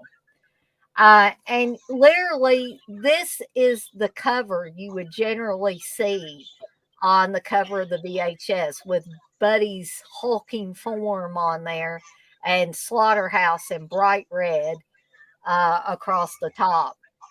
And if I'm thinking right, this was actually in the days when my family first or got their first VCR, and it was like movie time at the Estes household, because there for a while, Dad would bring home a stack yay high of movies from the rental store just about every afternoon after he got off from work until we kind of, until it kind of dried up on the amount of good movies. We kind of, as CK would say, we kind of blew our load there on the movies because we would get them practically every night and watch a bunch of them.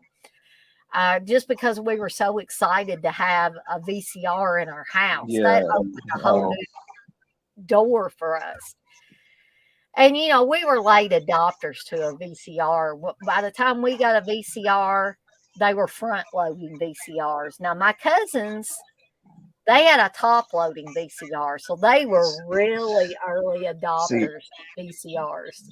That's that generation gap. See, I remember renting DVDs from the video store, not VHS. Yeah, But yeah. I mean, I still grew up with VHS. Don't get me wrong, but I never rented it. I've seen it in stores like Kmart, Walmart, but I never rented it. I always bought my VHS tapes, or I would get them for a gift or whatever. But I never rented. I always rented DVDs. Right. See, and that Yeah. came much later for me, and I'm talking much, much later. Pretty much my whole rental days was VHS.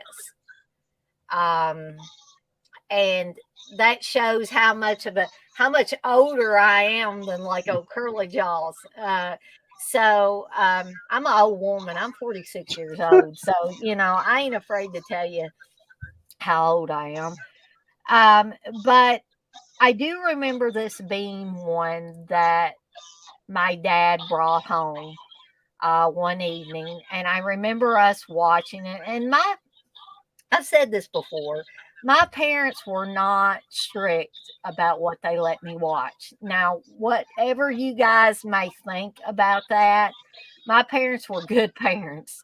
I mean, they would never let us watch anything. Like I've said before, I Spit on Your Grave, Last House on the Left, that rough stuff. My parents told me I should wait until I was older to watch that stuff. But stuff like Slaughterhouse and, some of these other, like Friday the 13th, Nightmare on Elm Street, that kind of stuff. When I was 13 years old, I was watching it. When I was 12 years old, I was watching it. And as long as they visibly did not see that it was disturbing me, now, if at any point in time I was having nightmares, they probably would have withdrawn all that stuff, but they knew that I could handle it because the stuff didn't bother me. See, what's funny about me? I was the biggest scaredy cat when it came to horror films when I was younger. Like, Really? when I was like I didn't like I went, my cousins were in the room and was like, "Hey, Chucky's on TV," and I wouldn't watch it. I'm like, I'm not gonna watch it. I was like holding my like this. And you know what the Chucky movie it was? Which one? Seed of Chucky. Really?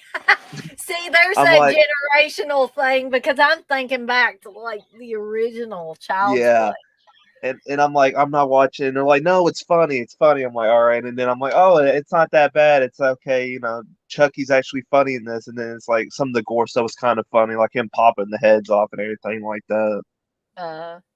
Now, my cousin Jed, who I've talked about, he's as huge a horror fan as I am.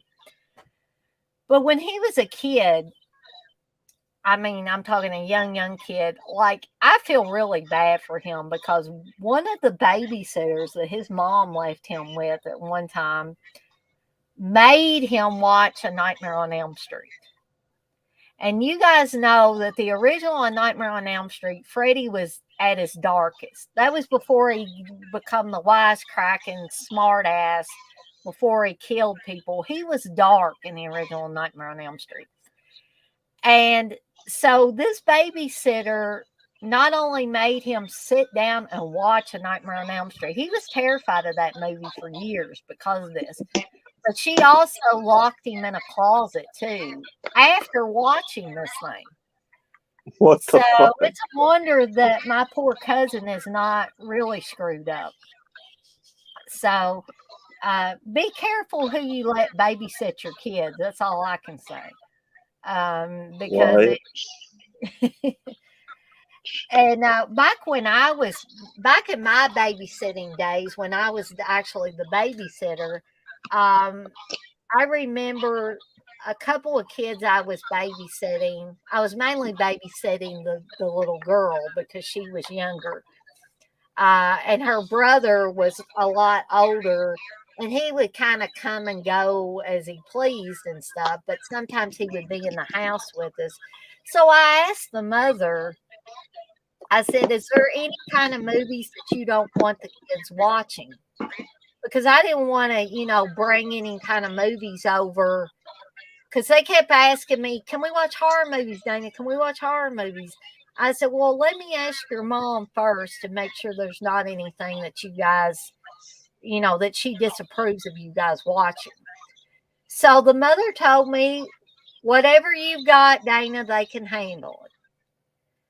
So then I forgot exactly what movie it was, but it wasn't that bad of a movie. It was Hannibal. It was Cannibal Holocaust.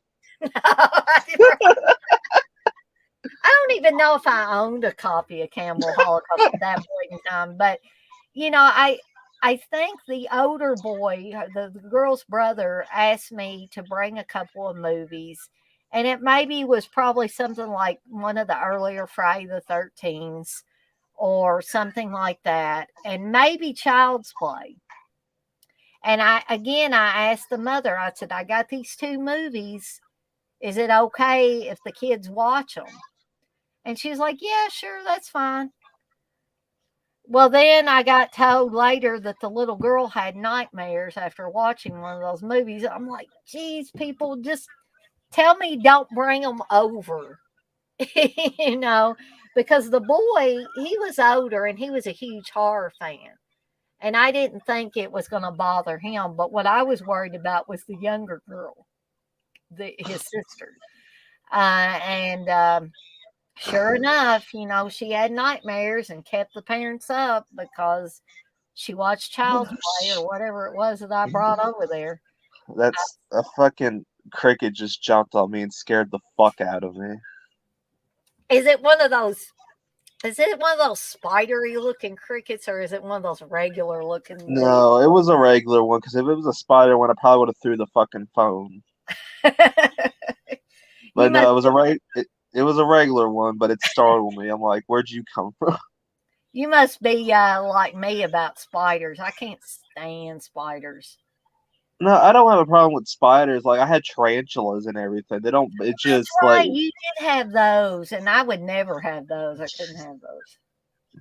Like, they don't bother me as long as I know, like, okay, I know where they're at. Like, if it catches me off guard, that's when I'm just like, oh shit, oh shit.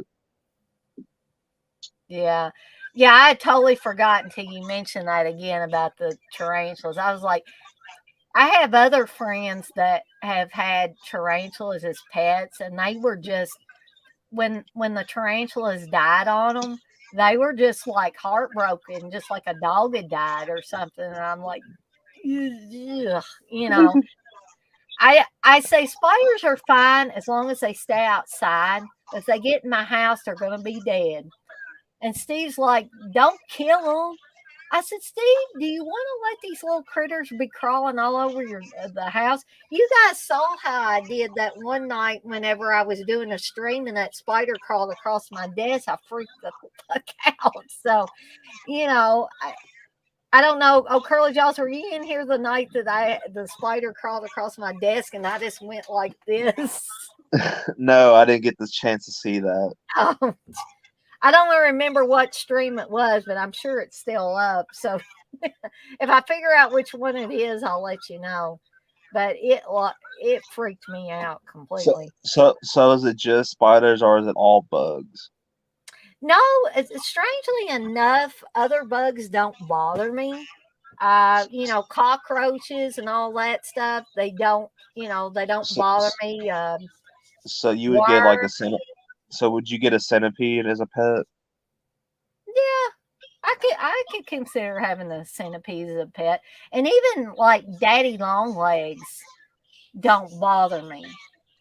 Even though they kind of look like spiders, they have all the legs and stuff like that. But You know what's funny? They are the most poisonous thing out there, but they can't hurt humans because their teeth are too tiny. yeah, I did notice that they if you look at a daddy long legs really close, you can see those little, I guess their teeth sticking in the front of their mouth. It's kind of weird looking, but yeah, I have heard that. I guess they're poisonous to other like insects or something. Is that what it is? That do they I kill think other no, insects? I think they're poisonous to anything, but we're just lucky their mouths are too tiny to reach us. Oh, okay, gotcha. So Like I mean, they won't fuck like they wouldn't fuck with a person. I think they're pretty chill. Like I used to play with them when I was a kid. yeah, I'd not really keep them as pets, but I would kind of play with them a little bit. But um, let's see what Jay says here. I screwed up screening inappropriate movies pretty badly. Well, I'll tell you one thing about I Spit on Your Grave. Like when I did get old enough and I had a job and I ended up buying a copy of it myself. The first copy of I Spit on Your Grave actually was in a clamshell case, and I was so thrilled because I was finally getting to watch this movie. So I had watched it one time, and then I waited a while, and I decided I was going to watch it again. And this is when me and my brother only had one computer, and the computer was in my bedroom.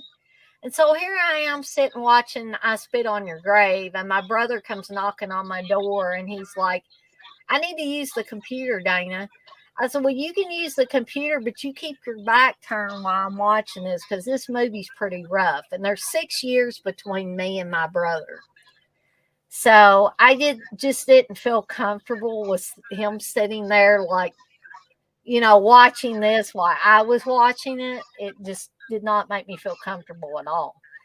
And a couple of times he started to like halfway turn in his chair, and I was like, ah. I was like, no. He's like, but I want to see what's happening. No, you don't. It's just like, just do what you need to do on the computer and, worry about this another time. So,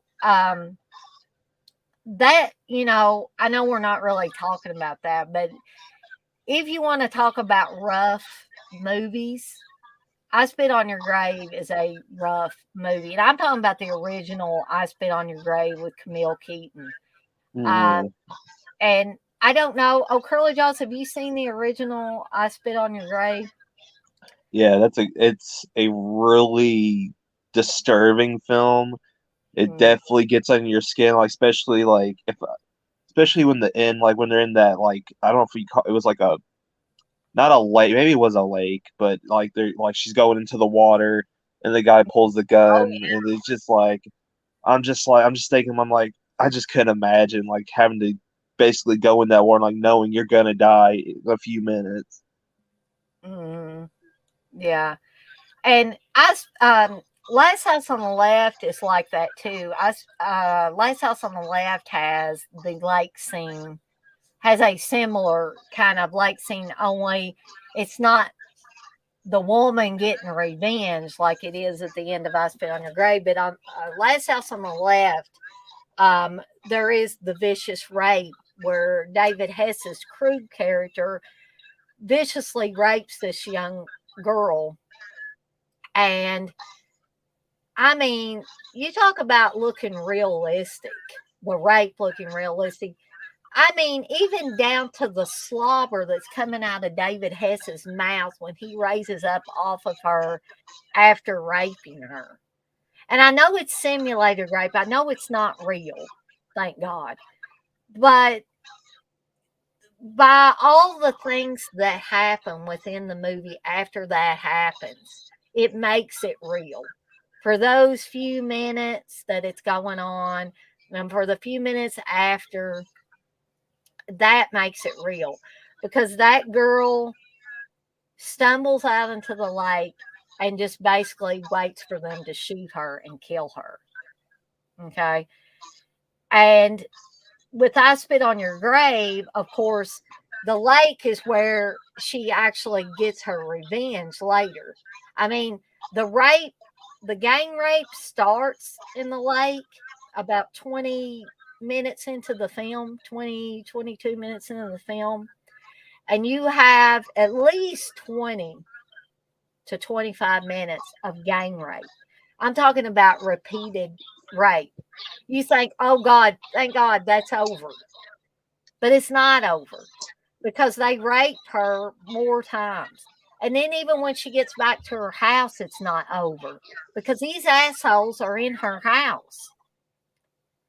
And I tell you, that scene where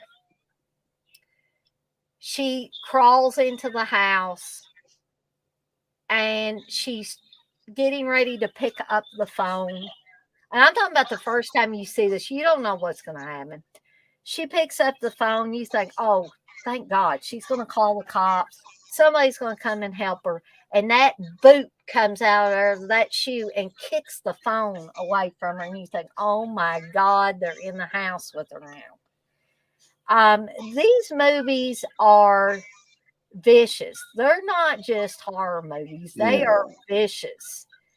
You don't see these movies nowadays.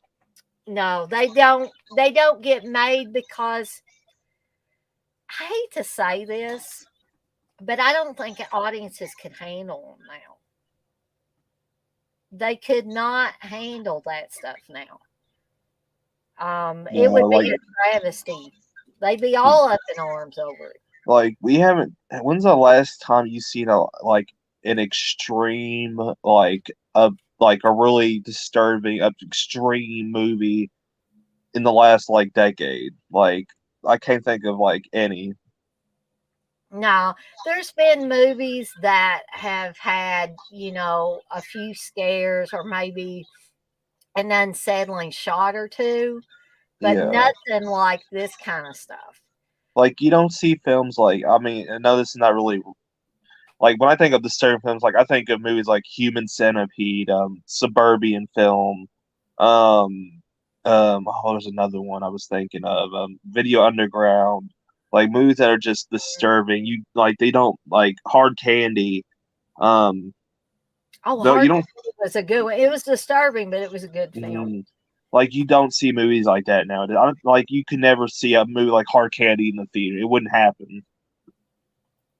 No, because and people probably get mad at me saying that audiences couldn't handle it, but and I'm not meaning to call anybody pussies or anything. Well, guess what? There are fucking pussies. You bunch of fucking bitches. People don't want to know the truth anymore. And they don't want to know,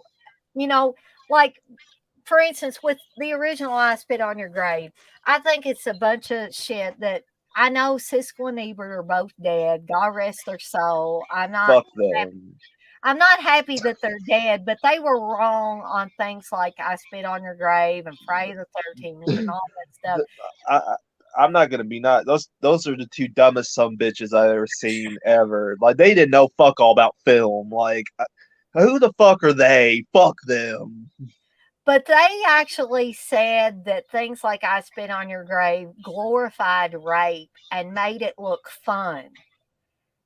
How in the hell does a movie like I Spit on Your Grave glorify rape and make it look like fun? You take one look at Camille Keaton in that movie, it does not look fun. You know them two cocksuckers probably got paid to say that. Oh, I'm sure. Yeah, they got paid for having that show. What was Yeah, that show they used to have? I can't even remember the name of it. Rupert and Ebert or whatever the fuck their names are. Like that, I disagree. Like some of the shit, like they was talking shit about like some of the Friday the 13th films. I'm like, y'all don't know fuck all. Like they just I never can understand the hype for those guys. Like they're just I don't know, fuck them. Oh, Jay says people can't handle the new movie about Marilyn Monroe. Well, I missed out. I didn't even know there was a new movie about Marilyn I didn't know there was one either. I need to check that out. because I'm always interested in stuff about Marilyn Monroe and some of these other older actresses and actors and stuff like that. Yes, Jay, that is right. Sneak Previews was the name of the show. I guess I tried to block it out of my mind because it was so bad. But Like yeah, you're right. But like oh, go ahead, oh curly Joss. like people like would say they are like the greatest critics ever. I'm like, no, they don't know shit. They're just a bunch of old fucks that all hippity hoppity up in their panties. Fuck them. Yeah. Um, I just wanted to talk real quick about a few things about Slaughterhouse, and then we can just kind of talk about anything till I pass out or whatever on here. If I Works for drink me. more of this Fireball whiskey, I just might. And this thing will go on all night. It'll just keep rolling. Fine with me. It'll be a black screen or something because I'll fall out of frame or whatever. But I'm feeling pretty good now. All I had to do was drink a little bit of that and I calmed right down. Maybe I should have done that before I did the stream. I don't know. So basically, you might be wondering why I picked this one as a Cheese Extreme Wednesday pick. Well, mainly because look at this guy, guys. Look at Buddy. And if you watch this movie or you have watched this movie, you will notice that this guy does some pretty peculiar things within the film. He makes noises like a pig. He doesn't squeal like a pig like Deliverance or anything, but he just makes these little oinks and grunts and stuff like that. And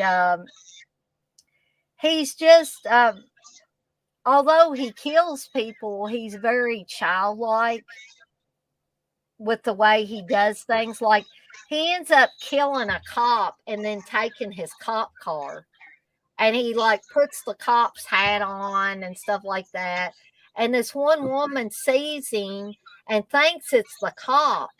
And she's like, "Oh God, I need your help. I need your help." And then Buddy gets out, he's like, he's tried to put the cop outfit on and everything, and he's way too big for this. And I gotta watch this movie now. You make it sound amazing. What if it's on Tubi? I'll have to check it out.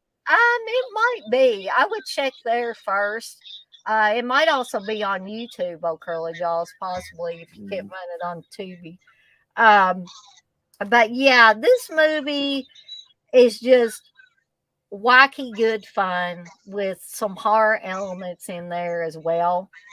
And you get your fair share of kills. You got people, I don't know if everybody can see that there, but you got people hanging on meat hooks and things like that. So don't worry about the gore factor not being there because it's there. This is a Blu-ray, believe it or not, that Vinegar Syndrome put out.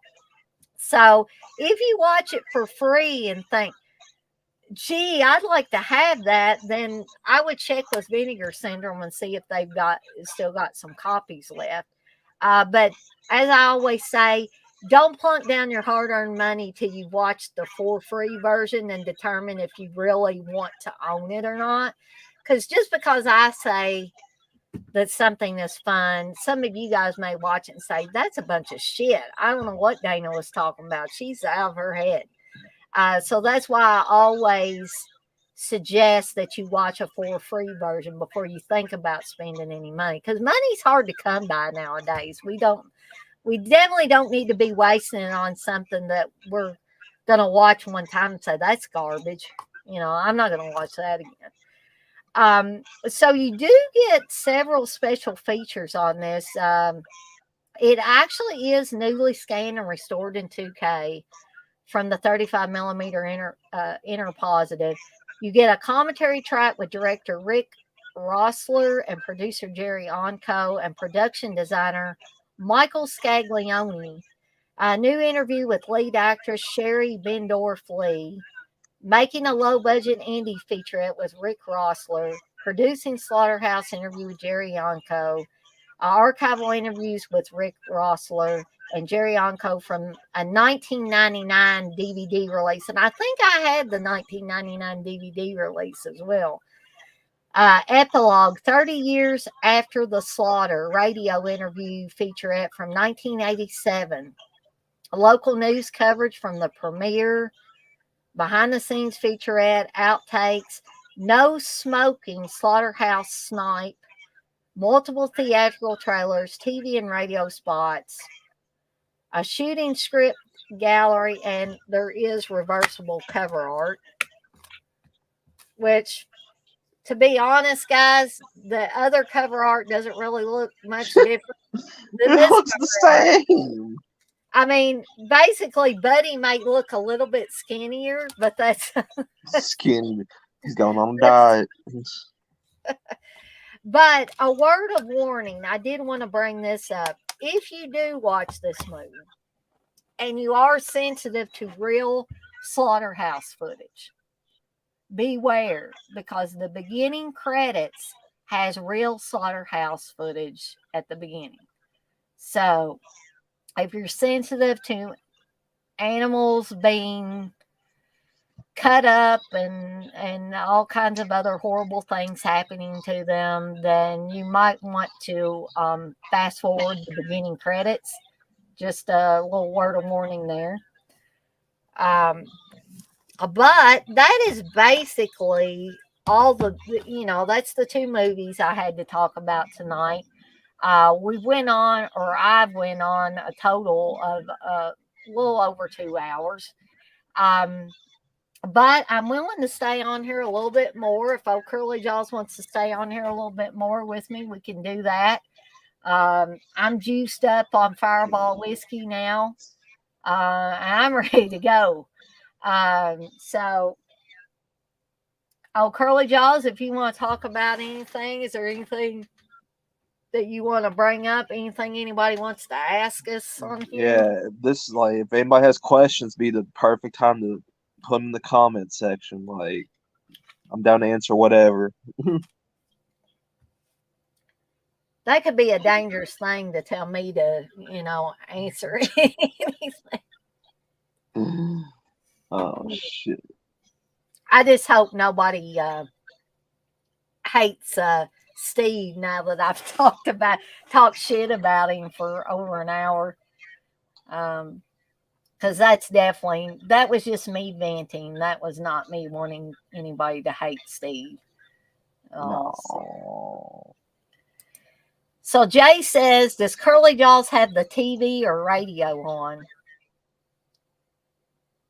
No. No, I think it's probably you're hearing me coming through his phone or whatever he's using, I would imagine. Because when I talk, I can hear it a little bit. It doesn't bother me really because it's not that loud, but I would imagine that's what you guys are hearing. Probably. But don't you guys have any probing questions to ask us? Yeah, like this is the once in a lifetime right now. Okay, so Jay did ask another one here. He says, Curly Jaws, thoughts on slip covers? Fuck slip covers. Stupid. I knew he was going to say that. Like, it's like people go gaga for slip covers. Like, that's just more bullshit you gotta take off to get to the fucking movie. Fuck that shit. I never understood the whole slip cover thing. I really didn't. I don't know. Did y'all, Curly Jaws, did you hear Steve like kind of making fun of me that night? Because he he kept asking me when the graduation day slipcover came out. He kept asking me, "Do you want that, Dana? I'll buy it for you." I think it was like $7, and I kept saying, "No, I don't need no freaking slipcover. I don't need any slipcover." Then he showed me what it looked like.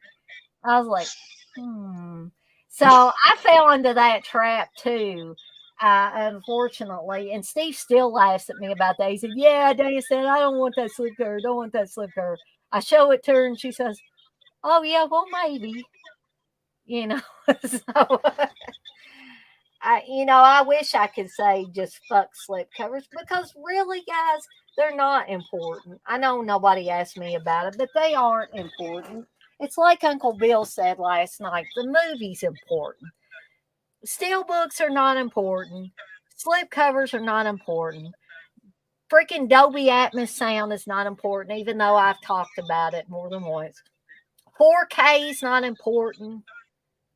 High def's not important. It's the movie. And if you don't like the movie, then don't freaking be buying them. Don't buy it. Yeah.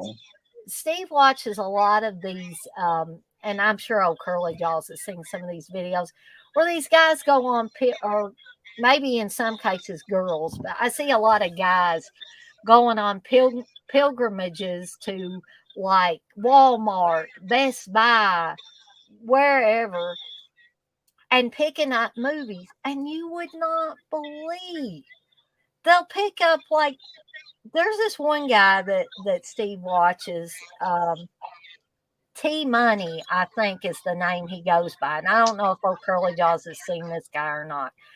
But this guy has his own spaghetti sauce or own barbecue sauce or some freaking thing like that. And so he's got money running out of his asshole, I guess. He's got money to burn. And so he will buy 5 copies of the same freaking movie. There's nothing different about it. Not even a new slipcover. He just buys 5 copies of the same movie. And then he'll get on his stream or his video and say, "I don't even know anything about this movie. I don't even like this movie. So why did you fucking buy 5 copies of it? Why?" Fuck that piece of fucking shit. I'm sorry. Buying 5 copies of the same fucking movie is just dumb. It's fucking stupid. Like, why the fuck? Like, why? What purpose is that? Unless you're like gonna give them as a giveaway, that's different. But if you're just gonna, I'm gonna buy 5. Keeps them in his collection. That's like me buying fucking 100 copies of the fucking Fog remake. I mean, I love the movie, but I just need 1 fucking copy of it. Yep. I mean, okay, I'm talking shit because I did buy like a bunch of copies of Hostel, but that's a classic. I mean, the Fog remake's a classic too. Yeah, But but you don't do it with everything, old Curly Jaws. That's the no, thing. This guy does it with multiple movies, and then see, he it's dumb. does he realize how ridiculous this makes him sound to get on a stream or a video and say that I bought 5 copies of a movie I know nothing about or that I don't like just because I had money in my pocket. I mean, does that make sense? No, it doesn't. It sounds like he needs to give it to me. Yeah, why don't they give us some money? Like, you know how much? I mean, fuck, 5 copies of. How much was the movie? I don't know. I think the prices vary. I mean, he might spend $20 per copy of the movie. So You know how much You know how much fucking pot that is? Fucking dumb motherfucker. God, fucking people are stupid. And that's the people you got that are the richest people that do stupid things with their money. So Jay says, slipcovers and Siskel and Ebert. I found common ground with Curly Jaws. Oh, shit. Good. I think I'm going to, because I keep picking my Ricky Caldwell Silent Night, Daily Night Part 2 guy. I think I better put him back up here before I kick the hell out of that package.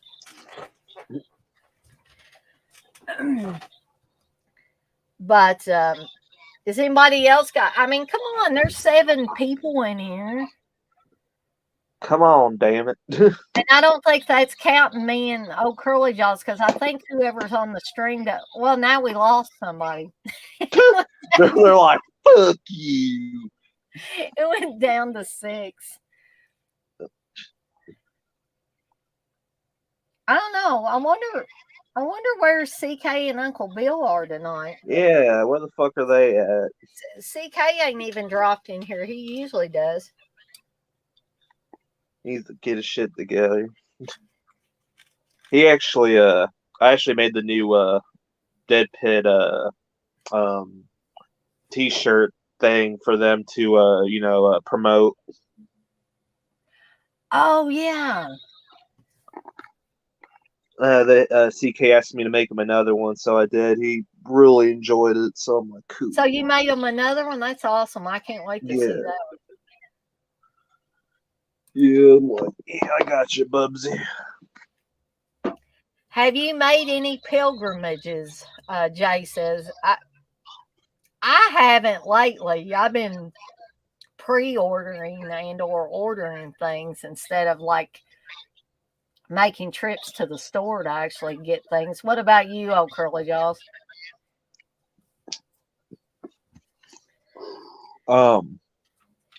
Not really. Like I haven't bought, like, the last thing I bought.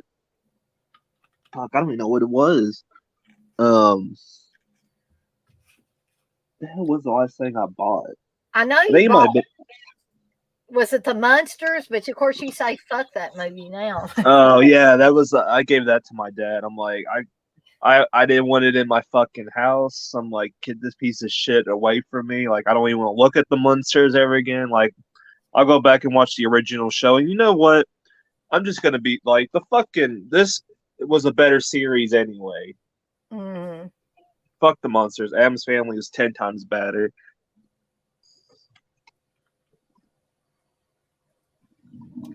So, like I said, I don't think that I've made any pilgrimages to anywhere. I've basically been just waiting for my pre-orders to come in.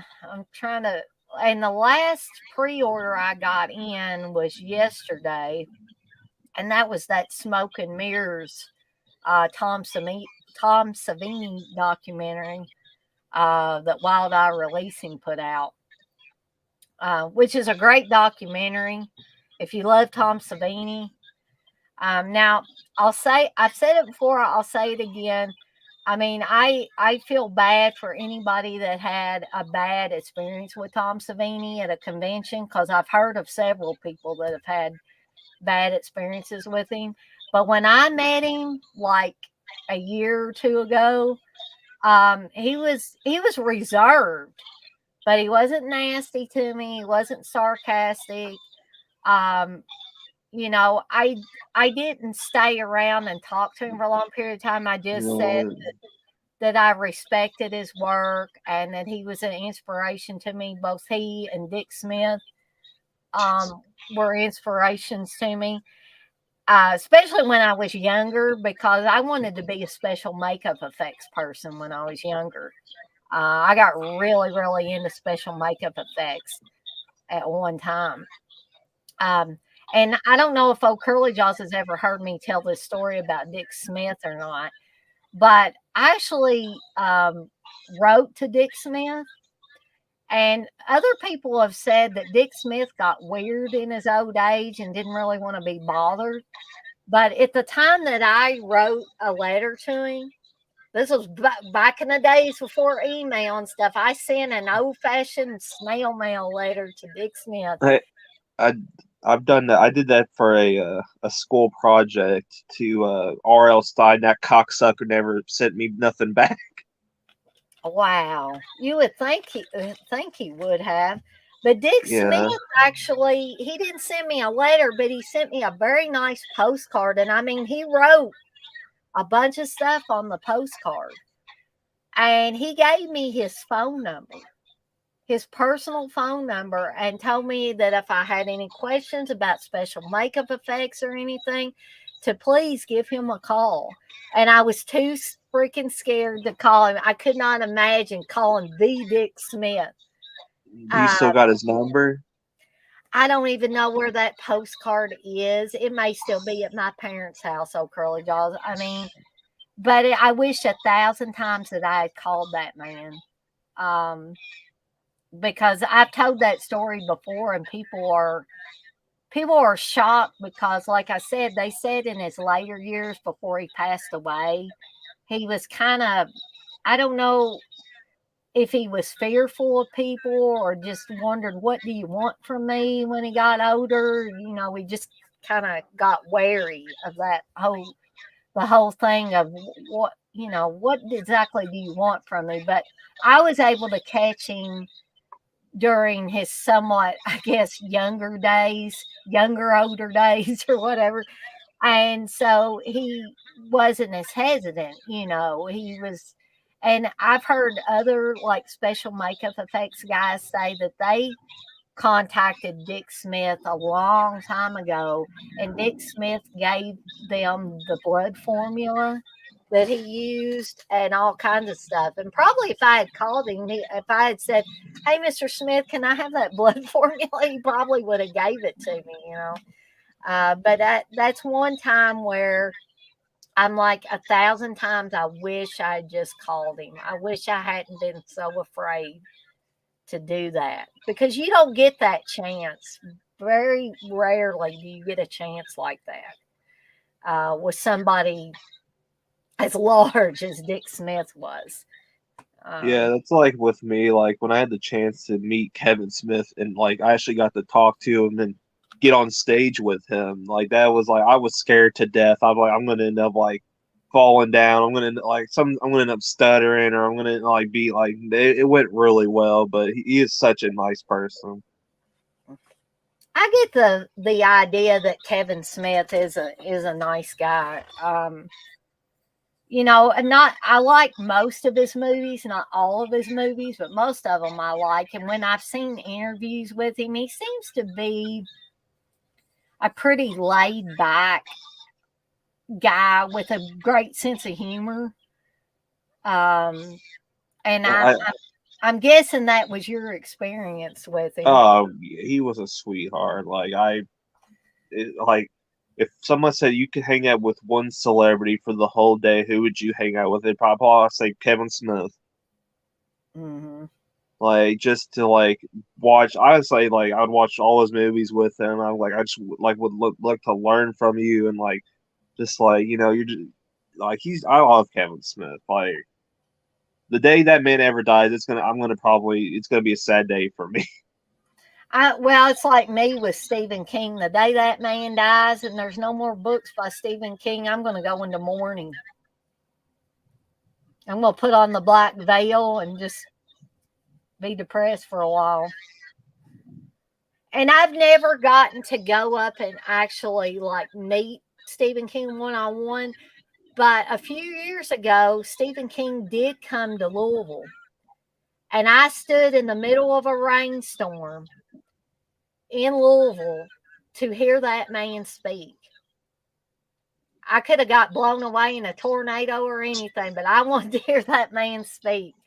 It was in June, and he came to the Iroquois Amphitheater in Louisville. And Steve had no interest at all in going, but he went for me, of course.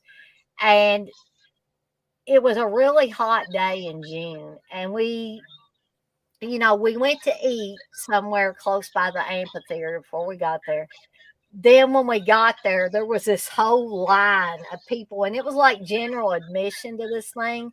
So the people that got there first was going to get the best seats in the amphitheater. And this is one of those amphitheaters that part of it is covered by a roof and part of it is not. So guess where we got to be in the middle of this rainstorm? My hair was wet. It was plastered to my head. But hell, I got to see Stephen King. That was a chance of a lifetime. And talk about, he's not only an incredible, like, writer, he is an incredible point blank storyteller. he could mesmerize you with any story. I mean, he was telling us stories about his writing career, about all the experiences that he'd had over the years, and I was just fascinated with all of that. And even now, all the things Stephen King's gone through, he still has a sense of humor about a lot of stuff. I would like to see. I don't think there's probably a lot. I would love to see a Stephen King biopic. Yeah. Why hasn't anybody done that? Maybe they're waiting for him to pass away. Like that's usually how it goes. Like they'll make a biopic after you pass away. Unfortunately. That's usually how it goes. I've never seen a biopic where the person's still alive. Well, yeah. Elton John. Elton John. They did that. I did see the Elton John one. Hmm. Have you That's ever the only seen one. Elton John in concert? No, I think my dad might have. I can't remember, but I would have I loved to saw see him in him. concert. I saw him in concert in the last few years, and that guy still puts on one hell of a show, and comes out and does a bunch of encores. Comes out and plays that piano. I mean, he is amazing. And I'll tell you, somebody else that still puts on one hell of a show is Rod Stewart. I saw Rod Stewart a few years back, and I was like amazed. I was like, Rod Stewart has still got it. That guy can still get up there and strut his stuff and put on a good show, and it's just amazing. And you don't see all the guys from that time period aren't still out there putting on one hell of a show. You can see some of these guys, and unfortunately, they look tired and they look like they don't really want to be up there. But Elton John's not that way. Rod Stewart wasn't that way. Billy Joel was another one that me and Steve hadn't been married very long when we went to see Billy Joel. He put on a great concert as well. But TJ's in here. TJ says Halloween ends 2.5 stars out of 5. Wow. Hold on, Well, is it already? Is it on Peacock already?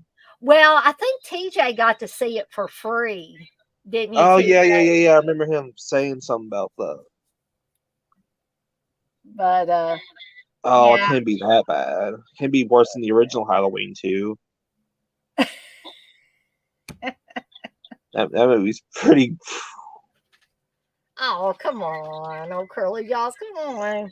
That movie's. I hate that movie. Like, just the whole thing about being in the hospital throughout the and then just the way they had Loomis and Myers, like with the whole fire thing, a really. The original Halloween, I do say is overrated, but I can respect it. But that direct sequel was dog shit. Like I thought 4 was 10 times better. Well, I can respect you saying that. I just like to kid you about it.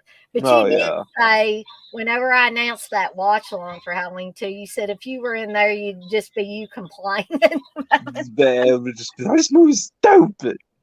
But I still would have had you on if you had wanted to be on there. I was gonna, but I think that might have been the day that I quit my job and was just that was a really just like I it was a weird day. Well, you didn't really quit. They just transferred you, right? Yeah, they transferred me. I didn't like it. I did not like the environment. I thought it was just not. I was not comfortable. I was not vibing. So I'm like, Mm. I'm leaving. I'm done. But you're set up with a new job right now. Okay, I'm gotcha. good. So that's all good. It's all good. It's all good. Jay did say pilgrimages to sacred sites or screenings, not buying shit. Okay. I haven't been to any sacred sites. And I guess I haven't really been to any screenings. Screenings, I've actually been to. Well, I guess you call it a screening. It was a Fathom event. I went to the J and the Clerks 3 screening. That was really good. I was going to go see Jeepers Creepers Reborn, but I was low on funds, and I didn't want to go without my brother because he's a big Jeepers Creepers fan. I wanted to see it with him. So I think when it comes out on DVD or whenever, I don't know why they only released it for 3 fucking days. I think that's ridiculous. Yeah, that's But and I'm like, I think I feel like if they really wanted to really truly restart this franchise, I would not make it a Fathom event. I would put it out through make it a actual screening, more than just 3 days. You know what? You should have your brother on here sometime, old Curly Jaws. Oh, he probably. Oh, Do you think you could get him on here? he, he's. I won't say he's camera shy, but he doesn't really talk on camera a whole lot. Like he just, does his thing, and I'm more of the camera person, so I don't know if he would be all You're for that. so you're you kind of command an audience or something like that because you're and I'm not saying your brother's not entertaining, but you seem to be comfortable in front of the camera, and therefore you just kind of get out there and do your thing, and you don't worry about it and all that. So is he older or younger than you? He's younger. Okay. How many years? Because there's 6 years between me and my brother. He was born in 97. Was born in 95, so like a year. Oh, okay. Not too much difference between Yeah. you guys.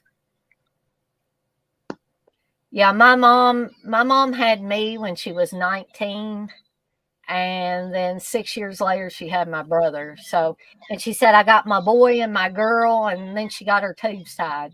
So it's just like, I got the two that I wanted. She said she wanted a boy and a girl, and she got those, and so I guess she took that as a sign that she needed to go ahead and get her tubes tied, so she didn't have a whole slew of kids.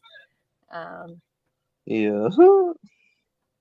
But me and my brother have always, even though there's 6 years between us, we've always been really close, which kind of means we have fought over the years. Not now, but when we were growing up, we would argue and fight quite a bit. And I think because we were so close, and usually the person that you're closest to, that's the person you're also gonna kind of argue and fight with at times. But did you and your brother ever fight growing up? Not really. Just we find ways to get on each other's nerves. Like that's how siblings are. Yeah, I think that's part of what me and my brother would do. Like, he was always a big gamer, big video game kid, and I would annoy him sometimes. He would get really into the game because he would be playing Final Fantasy or whatever the big game was then. And I would come in and start messing with him or asking him stuff. And there was this one time, I don't know what I said to make him mad, but he just got up and hauled off and shoved me. And I wasn't expecting it. And I went backwards against the door in his room. The door swung back. And this is in a double wide trailer. Okay. Just imagine this. It's not a house with drywall. And the doorknob on the door, it's funny now. It wasn't so funny then. The doorknob on his door went into the wall and made a big hole. There is still a hole in that wall in my brother's old room. And we just both sat there with our mouth open because it was late at night and mom and dad were asleep. And we thought, oh shit, if dad wakes up now, we're going to be in real trouble. Thankfully for us, mom was the one that got up and came in there and said, what is going on in here? And we like just pointed at the wall. The doorknob is still in the wall. And mom said, well, I'm not going to tell your dad about this. And she didn't for a long time. I think she told him years later. Of course, he laughed about it then. But she said, y'all need to calm down. Y'all need to settle down and don't be doing that anymore. And then she covered over the hole in the wall, and yeah, nothing else was ever said about it until she finally told Dad. But there were little things like that, but not anything really bad, or we didn't really hurt each other. I used to be pretty mean to him, though, I will admit. When he was a little kid, I was a sadistic child or something. I don't know what possessed me to do these types of things, but me and my cousin Heather tried to make him eat earthworms one time. Um, One time, I don't know what possessed me to do this, but those big black and red ants that have those big pinchers, and if they bite you, it's going to hurt like hell. I took one of those suckers and dropped it down his pants, and guess exactly where it bit him. It bit him on the penis, and his penis swelled up. And I don't know. I mean, why do we do these things when we're kids? Or is there something wrong with us, or is there just something wrong with me? I bet you never did anything like that. No. And I still Now my cousin, that's a different story. Now my cousin, one of my cousins, I was sitting on the couch and he was teasing me with a machete and he hit my knee with it and it started bleeding everywhere. Me and my uncle and him went to Subway and it was still bleeding on their floor. Oh my God. Yeah, it was like, you fucking dumbass. Wow, now I never used a machete on anybody, thank goodness. Like like my cousins, we were just fucking like one of them was chasing me with a staple gun. Wow. Now Like, I did babysit a couple of kids, not the same kids I was talking about earlier, but a different set of kids, where I was taking care of the little girl who was not in school yet, and the little boy who I believe was in kindergarten. So he went to morning kindergarten, and then he would get off the bus. I would have to get him off the bus in the afternoon. And I dreaded every time that little boy would get off the bus, because I knew the shit was going to hit the fan every time. Because, for instance, this one time when he got off the school bus, he came in the house, he laid his stuff down and all that. And I think I got him one of them little juice drinks, those little hugs or whatever, the juice drinks, and gave him that and gave him a snack and all that stuff. And then I had my back turned, for heaven's sake. You could not turn your back on this child. He crawled up on the kitchen counter and found some scissors. And I'm not talking about little safety scissors that you give to little kids. They was these big ass adult sewing scissors. And he started chasing his sister around with it raised up in the air. And I said, stop. And I said, give me those scissors. And thankfully, he handed them to me. And I said, where did you get these? And he said, on top of the refrigerator. I said, well, they're being hid now. We're not doing this anymore. But there were several instances like that I had to deal with. you should have just looked at the kid and be like, God damn you, Micah. It'd be fun if the kid was actually named Michael. His name was Michael. It was, I am not kidding you. They called him Mikey, but his birth name was Michael. Yeah, maybe that was the problem. I don't know.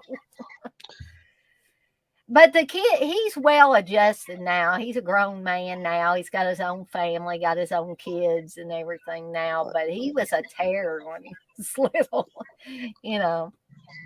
That really makes me feel old too, thinking about kids I used to babysit. They're grown and got families of their own now. It's just crazy. So Jay says, hold on here. New Hellraiser, seen it? Yes, I have, Jay, and I hated it. It's fucking terrible. See, old Curly Charles even agrees with, and Like, evidently Uncle Bill didn't like it either.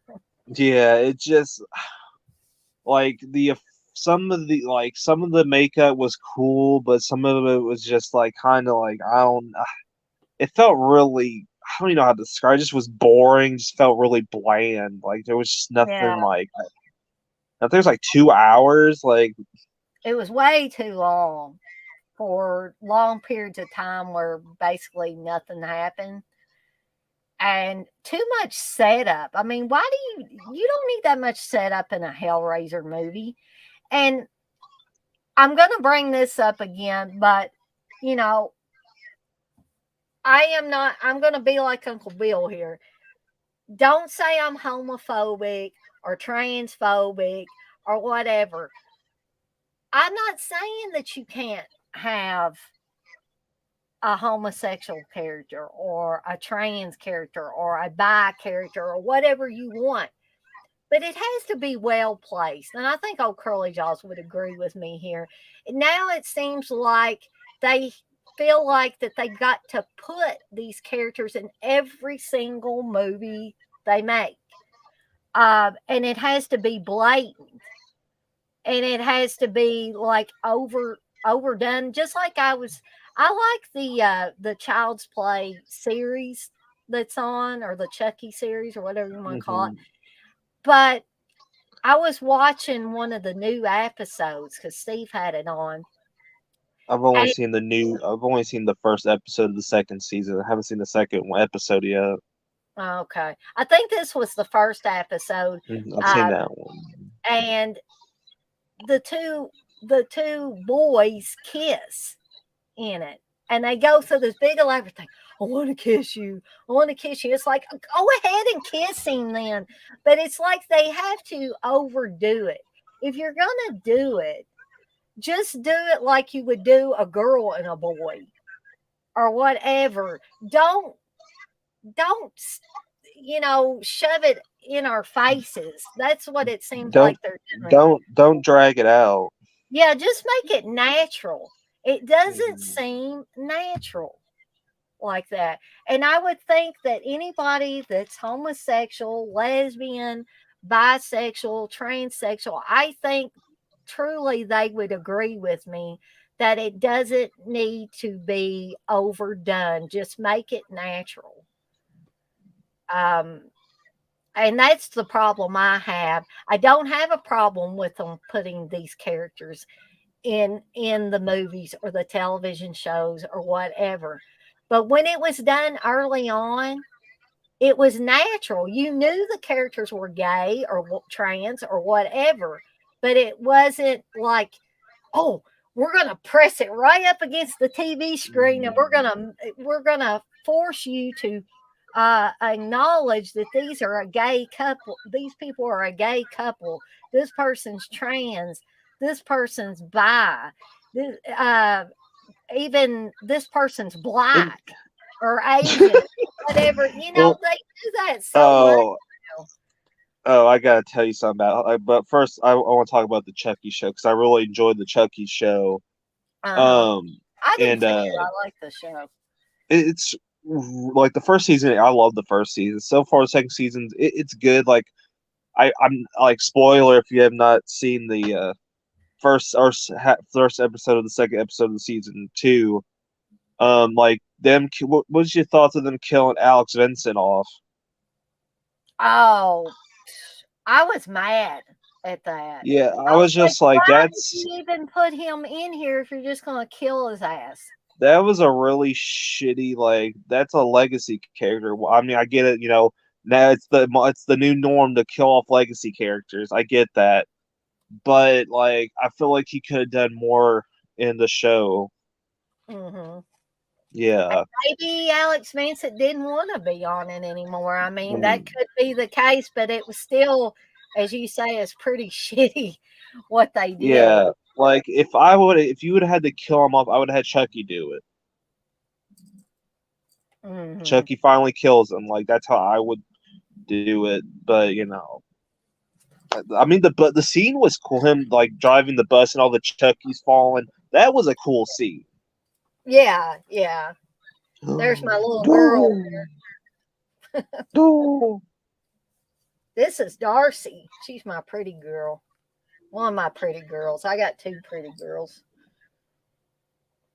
Well, you nervous? You don't want. Look, there's old Curly Jaws, Darcy. He likes doggies. Yeah, I got my own. So Dirk's back in here. Let's see. Oh shit. He says, "In your face, like it or not, you're gonna watch some queer shit nowadays." Well, I mean, I don't care if it's in there. I don't have a problem with it being in there. It's just how they present it now. Mm-hmm. That's like with everything. Like the new. Okay, I don't know if you've been following this, but the new Velma show they're gonna do for HBO Max. Oh yeah, I've heard briefly about that. I don't have a problem with Velma being black. That don't bother me. It's but then Why is the question? Why does she have to be black?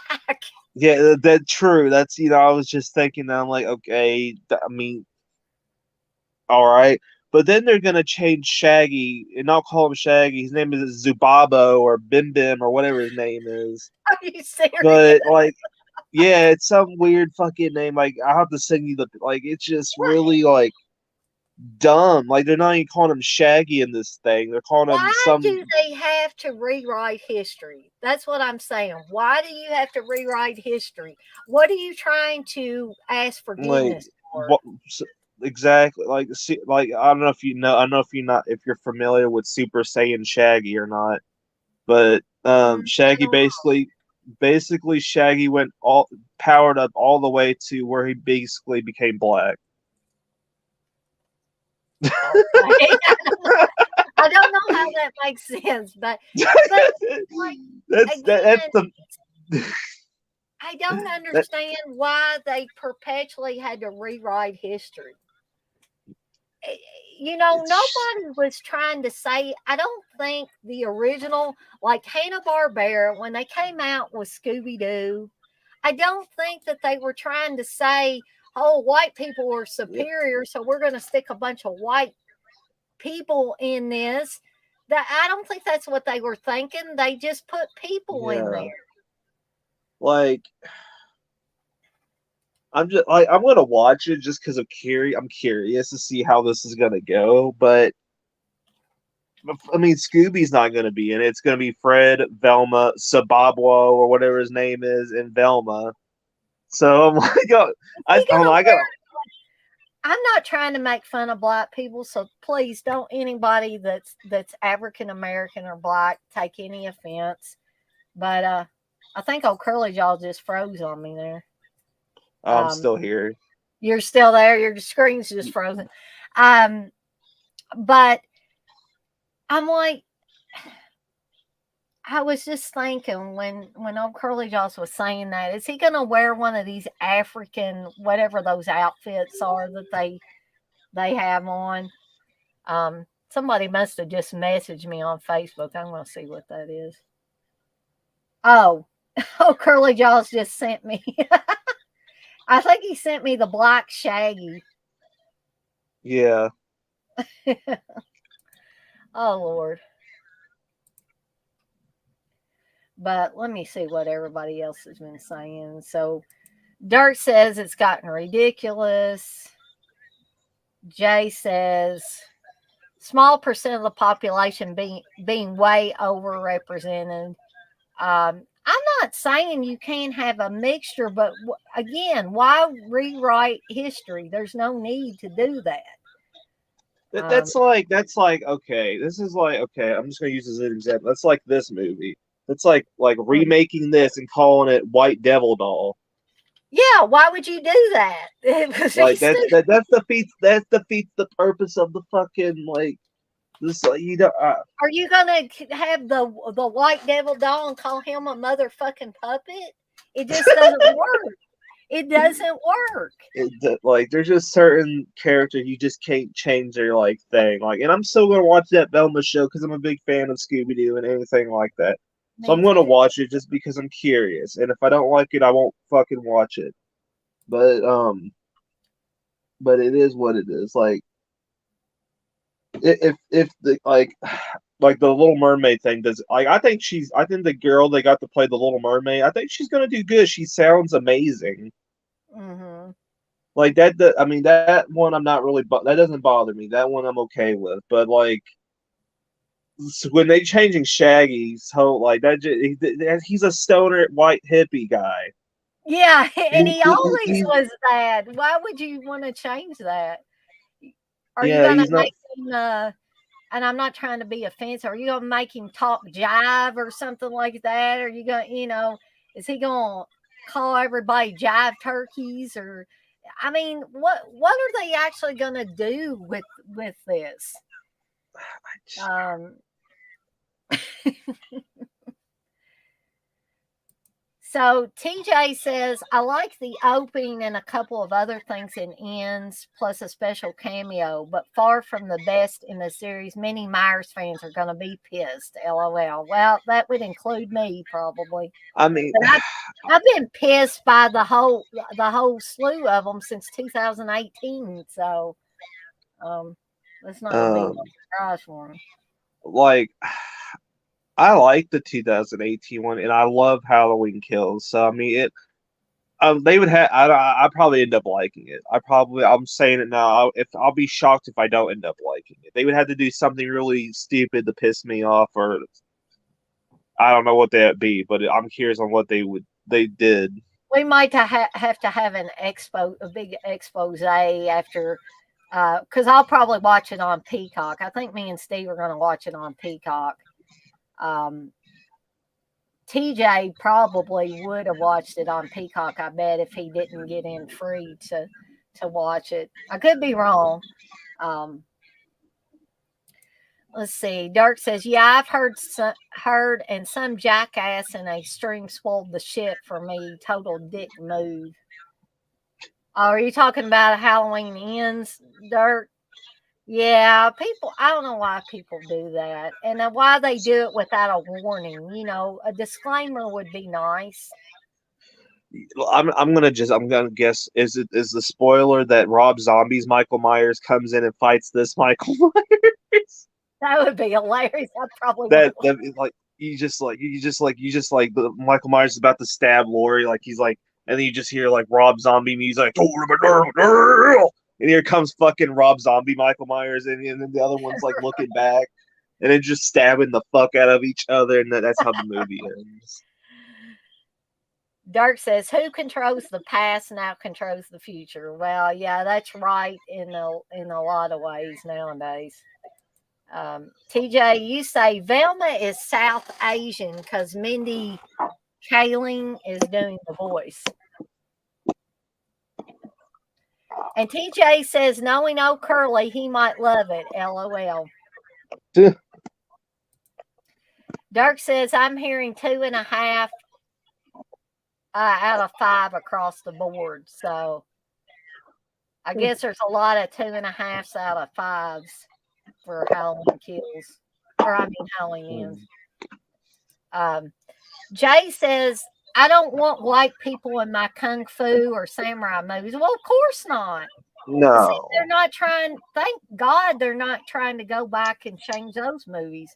Hollywood always awkwardly putting white people in martial arts movies, and now I'm the a-hole for saying Middle Earth elves aren't black. Well, at least I don't think that they're trying to go back and like populate like the old Bruce Lee movies with a bunch of white people or something dumb like that. TJ, you say, I wouldn't pay for it. LOL. Hearing the crowd I was with made it better and seeing it in a theater.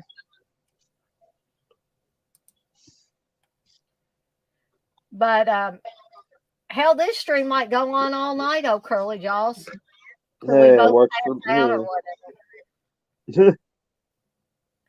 We still got 8 people in here. Hell yeah. I think I'm going to get me a refresher on my drink. Dirk's going to be laughing his ass off because he's probably going to be thinking I'm going to get myself drunk on him.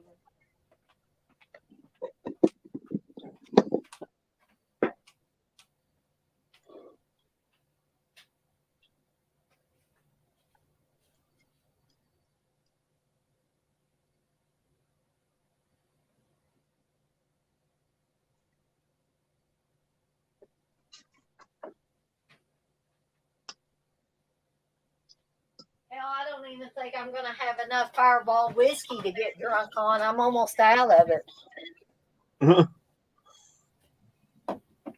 That's a sad day when you don't have enough Fireball whiskey to get drunk on. Because I can drink about 3 of these shooter glasses before I start feeling any odd effects from it. And this is only my second one, so. And it probably wouldn't be a good idea to break out the vodka or anything else I got back there. No, bring it out. Bring it. Oh, God. Fuck it. I'd be a very sick gal come tomorrow. And Steve would be like, what in the hell did you do? Did you get drunk last night? It's like I've fucking hung out with old Curly Jaws and we just bullshit. Yeah, but man, this is what I like to do because I don't know. I hope it's fun for everybody else in the chat, but I'm having a hell of a good time about it right now because I don't know. I got that rant out of the way and I feel like I kind of purged myself, and then I started drinking, and so that mellowed me out a little bit. And now I'm just like, woohoo! You know, I don't care about anything right now. Good. I'm just feeling all there. I say we'll definitely have to do a stream for Halloween Ends. Yeah. I don't know why I keep calling Halloween Ends Halloween Kills. I keep wanting to say Halloween Kills, and that I don't was okay, I'm just my biggest problem with, I mean, I like the movies, but this is my biggest problem is the titles. Mm-hmm. I hate the titles. Calling first off calling it Halloween again, that was dumb. I hated that. They could have called it anything else, but Halloween H4 or what, or some H or something like with the word 40 in it or something, or like, you know. Yeah, I don't know why they did that. I'm kind of wondering about that. You know, I was wondering about it when it came out, but you bringing it up makes me think about it more. And the reason, and then the second one be called Halloween Kill is like the reason why they called it that is because you hear Loomis, did he kill again? That's why they called it Halloween Kills. And so is Loomis going to be in the third one? Is he going to be like, is this Halloween Ends? Oh my gosh. That was the funniest thing ever. And then when CK took that for the super chat, I about fell out of my chair the first time I heard that. That was hilarious. Let's see. TJ says, my dad is an 8th degree black belt. Kick your ass. Haha. I don't think I'd want to mess with your dad then, TJ. Dirk says, yeah, Jay, Bruce Lee was perfect for Carradine's role in Kung Fu, but that's the only one I can think of. Yeah, I kind of wonder why. You know, that was a popular show for a while with David Carradine, but you know, come to think of it, why did they put a white guy? It's like you put the whitest guy in the world in a Kung Fu show. I don't know.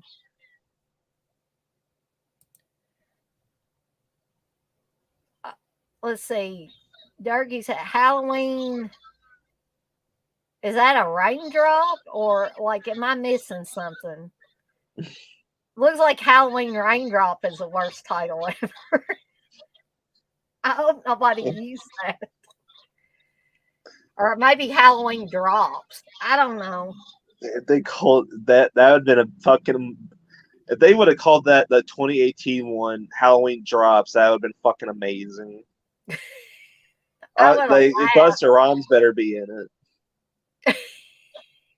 Yeah. See, that's that. Well, okay. Once these Halloween films are done, you know it's going to be probably 5 or 6 years maybe before we get another one. Why not have a Halloween like all the major characters from the films, like they all meet, like Jamie Lee Curtis. As much as I'm not a big fan of her in the role, but I think it makes sense. Her, I'd get Daniel Harris. I'd get Scout Taylor Compton. I'd get Busta Rhymes. I'd get all these characters from these past films, all of them that like they were major parts, and have them fight all these different versions of Michael Myers and like a battle between the Michael Myers army versus these survivors from past films. You know, that actually might be interesting. Kind of Like, think of it. but yeah, I don't know if it's that's like the alcohol talking or what, oh Curly Johnson. Actually, at this point in time at 11:08 p.m., and I've had a little alcohol in me, it sounds pretty good. like just imagine like all those versions of Michael Myers, just like that'd just be wild. So Jay says Forbidden Kingdom. When Hollywood makes a movie about Asian, there's always a Western character to follow. Well, yeah, ain't that the truth? I kind of wonder about that. When people are bringing up these different things, it's like, gee whiz, why did we do that? Dirk says Howling H2O 20 years later, like people are dumbasses. Well, if you think about it in those terms, Dirk, yeah, it's like, do you really have to tell people it's 20 years later? Do you really have to do that at this point in time? Which I'm surprised they didn't do that with the 2018 one. Maybe they thought, oh, maybe they think it's a sequel to that movie. That's probably why they didn't call it like H40. Mm-hmm. TJ says Jamie Lee is not doing another movie unless maybe they give her 100 mil.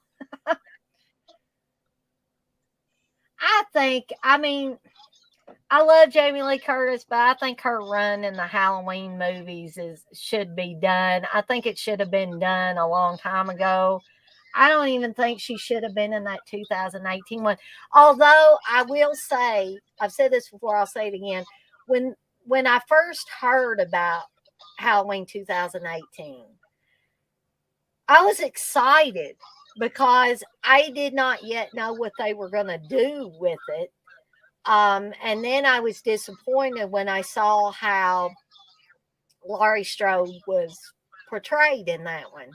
And people have told me over and over again that it was post traumatic stress that caused her to be this gun toting, not a maniac, but weirdo. I mean, she's pretty much weirdo. She doesn't have a good rapport with her daughter or granddaughter or any, basically her whole family's turned their back on her. They don't want too much to do with her. And I remember telling Steve that this is not where I envisioned the Laurie Strode character going. Now, other people had different ideas about it. They thought it was fine. They said post traumatic stress is what caused her to be like this. But perhaps I don't understand enough, thankfully, about post traumatic stress to understand that it could make somebody like that to have AK 47s in their basement and, stuff like that. They just need to bring back Scout. Well, I wouldn't go that far. Oh, Scout! I personally, I know this is blasphemy, but I think Scout was better than Jamie Lee Curtis. Ooh. Even with her sexual donut. That's the best. That's one of the best parts of the movie. I hated that part. I was like, what the hell? Like I like the character just didn't give a fuck. That's why I liked it.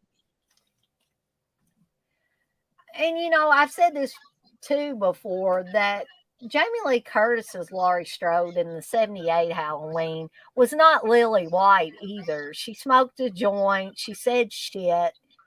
There were other things that she She, did and said.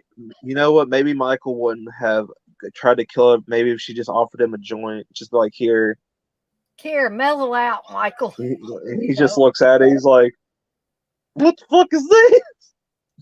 He probably would have cocked his head been like, he's like, yeah, then he would have got baked and then he wouldn't have been killing anybody, would he? no, he'd just be like, he just pulls the mask up and his eyes still fucked up from getting stabbed. He's like, I just didn't know what I was doing, Lori. I'm sorry. I'm mellow now. Come on, let's smoke a doobie or something. Yeah, it's like that the Cheech and Chong can be in it. That'd be a good movie. That might be a good movie. Again, I don't know if this is the alcohol talking or what, or the late hour. Speak. It's not actually that late. It's just a little bit after 11. That'd be cool. Yeah, you should head that up on Curly Jaws. Halloween idea should take place at a horror. Like that'd be Michael Myers says that'd be out of his element. That'd be something cool. He could kill a bunch of assholes at a horror con. Yeah, like he's just fucking like just. And you have then you get like you just see Michael Myers just going through stuff, and you just see Busta Rhymes at a table asking $3,500 for a photo op. Yeah, and he's like, "I'm gonna kill your ass." What's with these high prices? It's like, oh.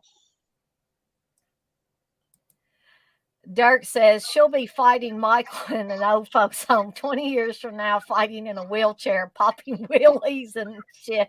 Oh yeah, I would like to see that. That would be great. Just Michael Myers chasing somebody in a wheelchair. 71 says, "Good, you're still on." Yeah, we're still here, believe it or not. I'm having so much fun. I might be here till I pass out. And then Curly Jaws will pass out. Nobody will be here minding the controls, and this thing will just go on and on forever. I remember back in Steve's heavier drinking days when, and Curly Jaws probably doesn't remember this because this was back in the old days of Dead Pit. And we would, I don't know if I've told this story before, but forgive me if I have and it bores anybody. But back when we would have the Saturday Nightmares things and stuff like that, this was during the time period when Uncle Bill couldn't always be on with CK. And so CK would get other people to come on. And so quite a few times he had Steve on there. And Steve would invariably get so drunk that you could watch him fall out of frame. There was one night and this was before me and Steve were even a thing. And we were friends and stuff, but Steve was on, he was on the side that Curly Jaws is on my screen. And then CK was where I'm at. And they were, going along doing this stuff. And all of a sudden, I look over where Steve was and I could watch him. He's sliding slower and slower and slower down the screen. And then somebody else in the chat said, "Where's Steve at?" And I think CK said, I think he passed out. He must have passed out or something. But like his camera stayed on and stuff, I guess, on his laptop or whatever. But Steve was like, I guess he was laying down on the bed or whatever. Nobody could see him. One other time, Steve and CK were like, they had wrestling figures and I think somebody had a Dusty Rhodes figure. I can't remember if it was CK or Steve, and then one time CK was drawing all over the screen, doing digital doodles. And I mean, he would do stuff with the camera and Those were crazy good times. I feel bad that people like Curly Jaws kind of missed out on that because I tell you, Dead Pit still does a lot of cool things, but those were the golden years, I think. Oh yeah. TJ, you say Myers is in his 70s at this point. If people are still scared after ends, they got some fear of old people's disease. LOL. Yeah, it's like you got to think about it. Think how freaking old Michael Myers is at this point. We don't always think about that, but he's freaking old. Like, how long is he going to be able to do this killing shit? Did he kill again? Yeah, exactly. Jay says AK-47s belong under one's bed. I don't know. I'm afraid I would accidentally shoot somebody if I had an AK-47 underneath my bed. All my dogs are coming back here into this back room back here. My Basset Hounds and Reggie and They're probably like, did he kill again? Reggie, are you wanting to be on the stream, buddy? It's late. Y'all should be in bed. I'm not going to let you outside, Reggie, because you go ape shit. The neighbor's dog doesn't like Reggie and growls and barks at him through the fence. It makes him go wild. Reggie, say hello to everybody. Hey, buddy. You want to say hello? Oh, Curly Jaws is on here, Reg. Ooh. They all like doggies.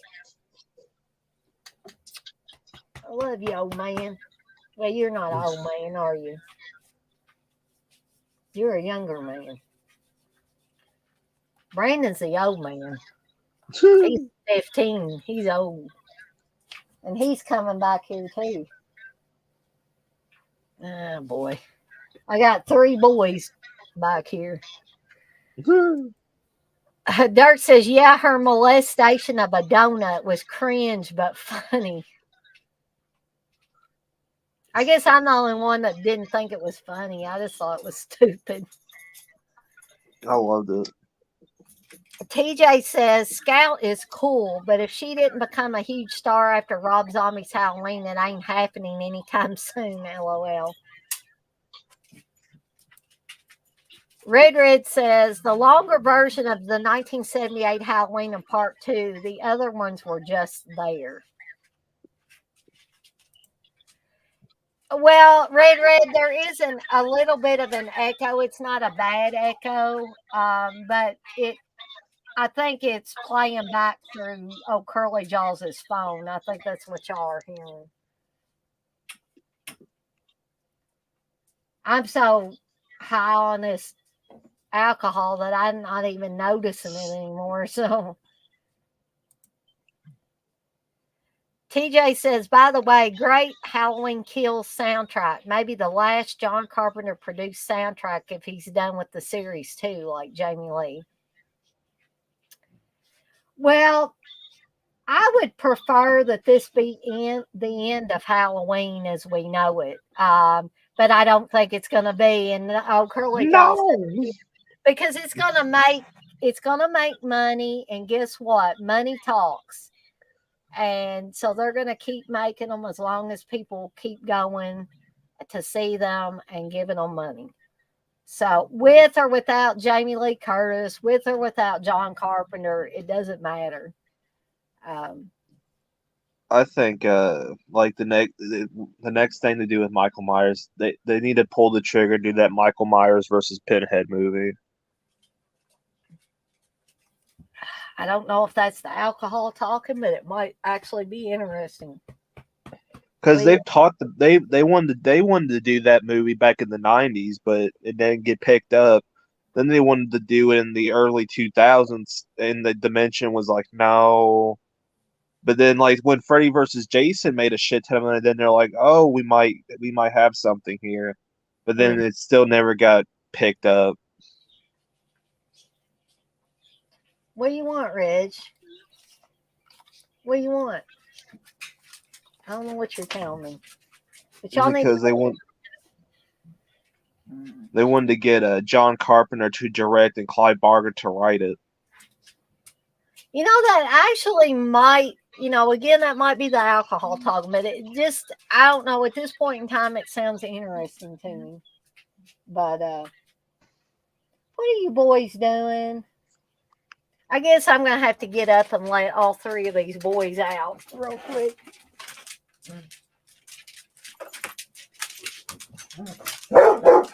Saying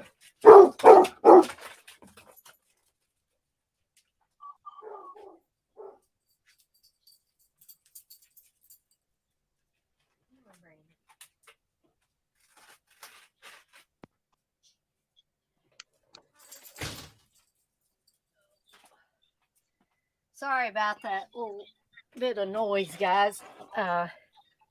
We still got 6 people in here. That's not too bad for going on almost 3 hours and 30 minutes. So Dirk says, get your last orders in on Amazon Prime Day. I fucking forgot it was Amazon Prime Day. Shit, I can't keep up with anything anymore. You say you got until midnight? So, guys, it's 11:24 Eastern time. So, if you're on Eastern time, you got a little bit longer for Prime Day. Dirk says, Carpenter's going to be at Texas Frightmare, but I said, fuck it. I ain't going. No more bastards raise the VIP $30. Oh, my gosh. Yeah. I mean, I met Carpenter years ago at Fright Night in Louisville. And so I don't, you know, and I'm trying to remember. I don't think the prices were like insanely high back when I met Carpenter. So, I mean, it's not like I need to meet him again or anything. But me and Steve probably wouldn't be going to Texas Frightmare anyway. Did you ever meet Craven? No, I did not. I never, unfortunately, got the chance to. Evidently, Wes Craven didn't come to any conventions by the time I started going to conventions, I should say, he never came to any close enough for me to meet him. And that really bums me out because Craven's death was one of those that really. It came out of nowhere. Yeah, I didn't even know he was sick. Evidently, he had brain cancer, and I did not realize that. I think it was hush hush from the family, and then they just like, yeah, he's been sick for a while. And when I heard about it, like you said, it was just out of nowhere, and it was like one of those days where, from the moment I heard about it, my whole day was just, I was just, you know, I just kind of sat around and moped. Did you watch Scream 4? No, I think I watched A Nightmare on Elm Street. The original A Nightmare on Elm Street is on that day.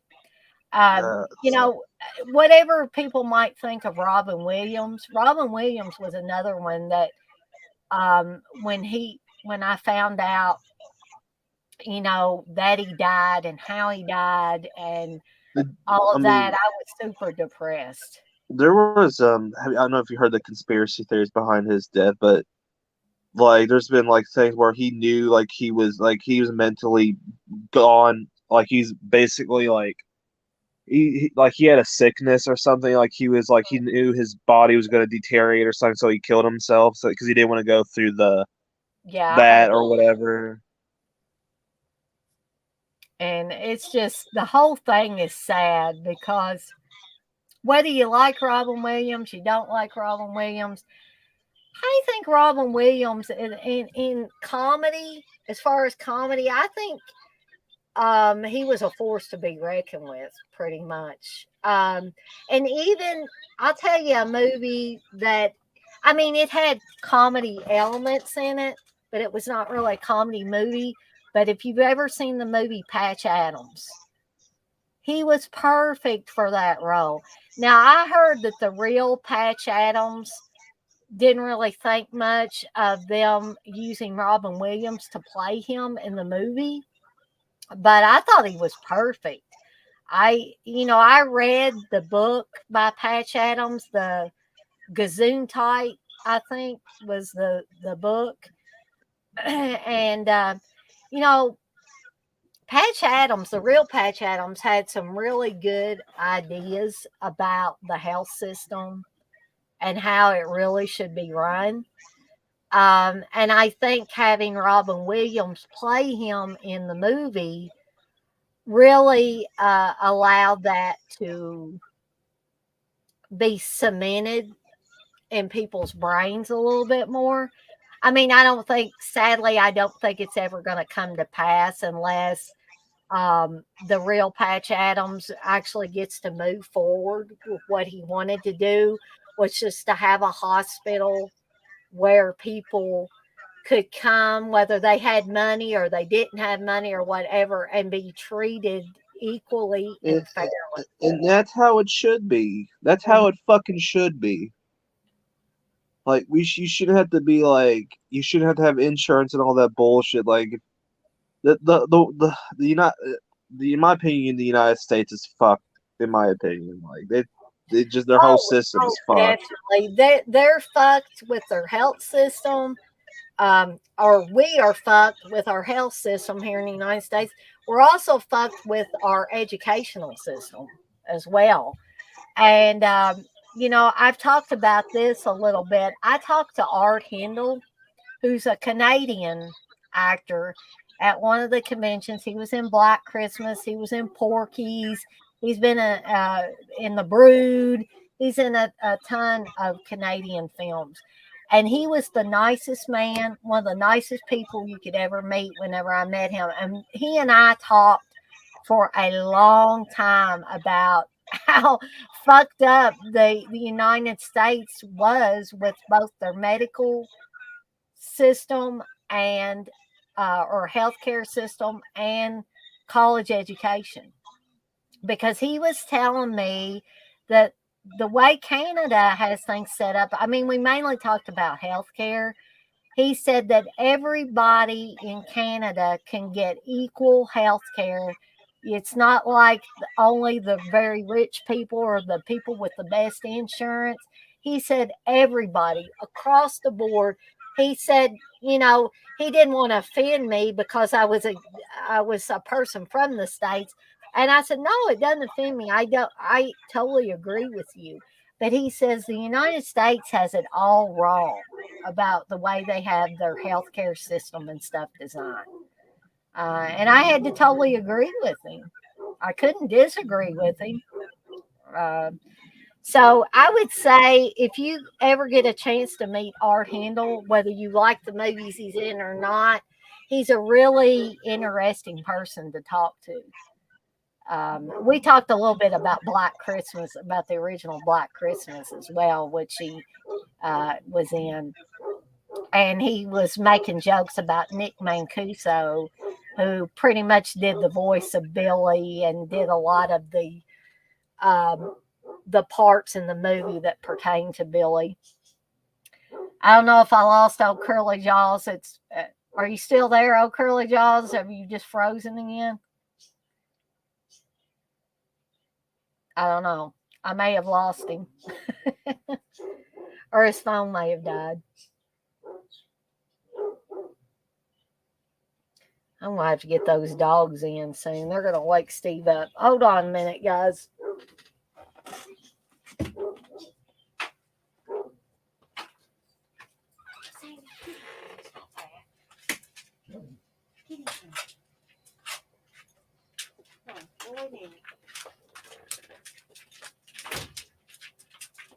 Hey guys, I'm going to step away for just 1 second, and I did lose old Curly Jaws. Hopefully he'll rejoin, but I will be right back, guys.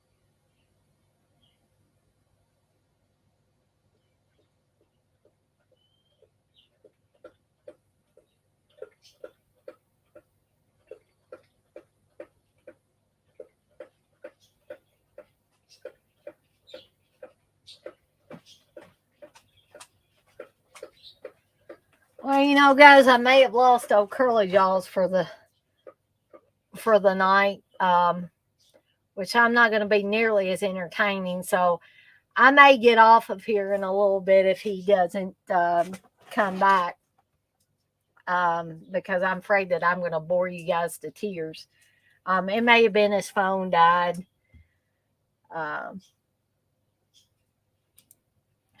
TJ, you say it's all about who owns the rights to do a mashup movie. Also, if they agree on things like how much screen time a character gets, I think. You're probably right on that, TJ. Yes, Robin Williams was great in 1 Hour Photo, Dirk. Hey, it's been a while since I've seen 1 Hour Photo, but I do have the DVD of that. Thanks, Dirk. You say, I just realized that's a Vinegar Syndrome shirt, Dana. Hell yeah. Yeah, let me, I don't know if you saw it, more of it while I was getting up out of my chair and moving around. Yeah, this is a pretty cool shirt. Good for Halloween time. I'm going to have to let Reggie in here.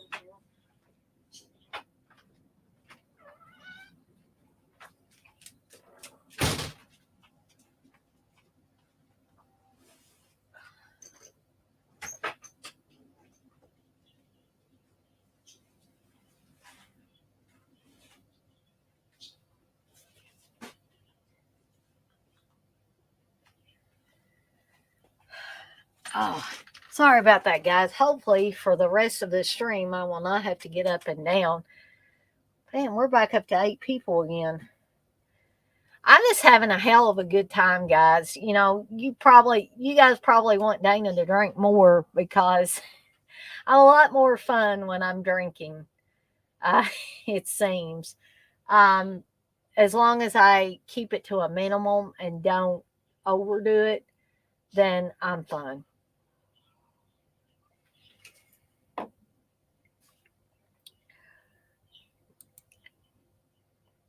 Actually, you say he fucking fell out. Well, I was hoping he'd be back because I really like having old Curly Jaws on here with me because it's a lot more fun if I can play off of, or bounce things off of somebody else. So if anybody else in here wants to join in, I don't know how much longer I'm going to go on with this. I thought maybe midnight Eastern time. If y'all want to hang out with me for as long as I'm on here. Boy, my hair looks really bad. Actually, you say you sat on your hat the other day? Oh, that's not good. Brandon, was Dead Pit doing something tonight? I honestly don't mean to encroach on their stuff. I don't. I was just having so much fun. I wasn't even thinking about anything other than I'm just going to get on here and bullshit, basically. I did a rant. I did my Cheese Extreme Wednesday. Now I'm just kind of bullshitting just because I don't want to get off here because, I think I've got enough alcohol in me that I'm probably not going to go into a depressed state. But this really helps me and keeps me from thinking about stuff that I oughtn't to think about, the stuff that makes me depressed. So you said if you knew I was live, you would have watched me over Dead Pit. So what were they doing, Brandon? It's awful. They're my buddies, and I don't keep up on what they're doing. Garbage Day. Yes, we did talk about Silent Night, Deadly Night Part 2 a little bit earlier. Old Curly Jaws was on with me, and he talked about the movie with me after I remembered to have him on. Hell, we still got 8 people in here, and I'm still feeling pretty good. Not ready to pass out or anything like that. So that kind of makes sense why CK and Uncle Bill weren't in my stream if they were doing their own thing. That totally makes sense. Oh, okay. Shit. I forgot about that. So that was Uncle Bill and Garrett, right? Talking about the 101 horror moments that aired today. Gotcha. I always forget that that's on. They do that on Wednesdays. And Brandon, you said Bravo's scariest horror moments. Don't fall out. Yeah. Um, you would definitely not want me to do that. Oh, yeah. Shutter, not Bravo. Yes.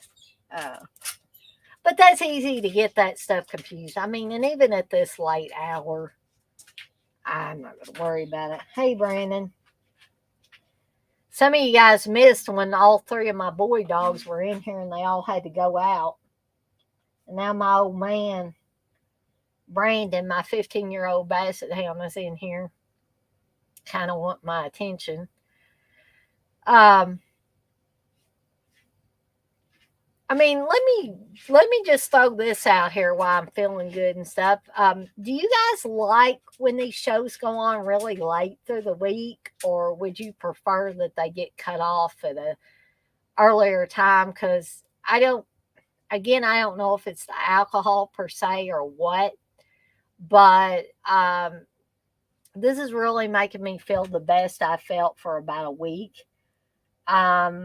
And I just enjoy talking to you guys. I mean, of course, if the number falls off to like 2 or something like that, right now we're going back and forth between 7 and 8. Hey, and John's in here. Johnny say, I missed out on old Lester and Buddy Bacon. Yeah, but John, you can always go back and watch it on the replay. About to lose my voice, guys. And actually, I did my own version of a rant, and it wasn't about movies like Uncle Bill's was last night. So if you want to skim on past that during the replay, it won't hurt my feelings any, John.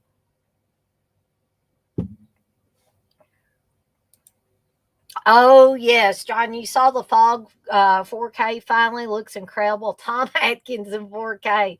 You know who will probably enjoy that?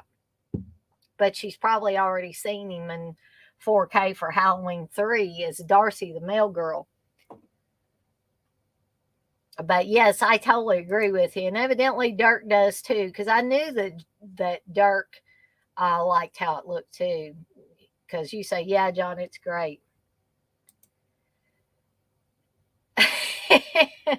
Yeah, you did miss my rant, but if you want to watch it on the replay, John, you can, but you don't have to.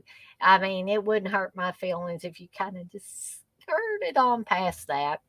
I've still got a little alcohol, but I'm going to have to get me some more freaking Fireball whiskey because, I might try, not that I want to turn it into a drunken watch along, but maybe Friday I can get me some Fireball whiskey, and maybe I'll drink along with the Return of the Living Dead watch along on Saturday. How about that?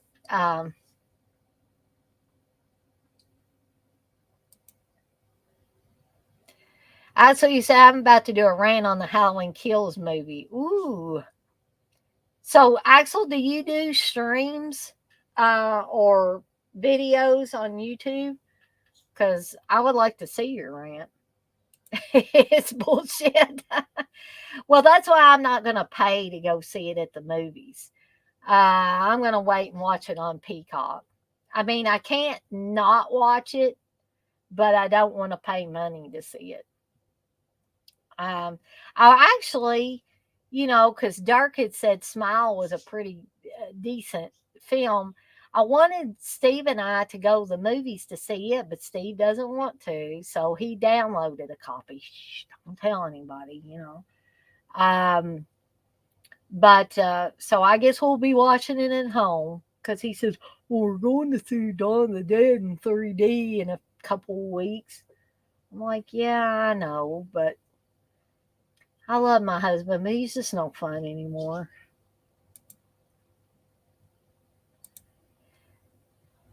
John, you say I don't usually comment on stuff about actresses, but Nancy Keys was a good-looking lady.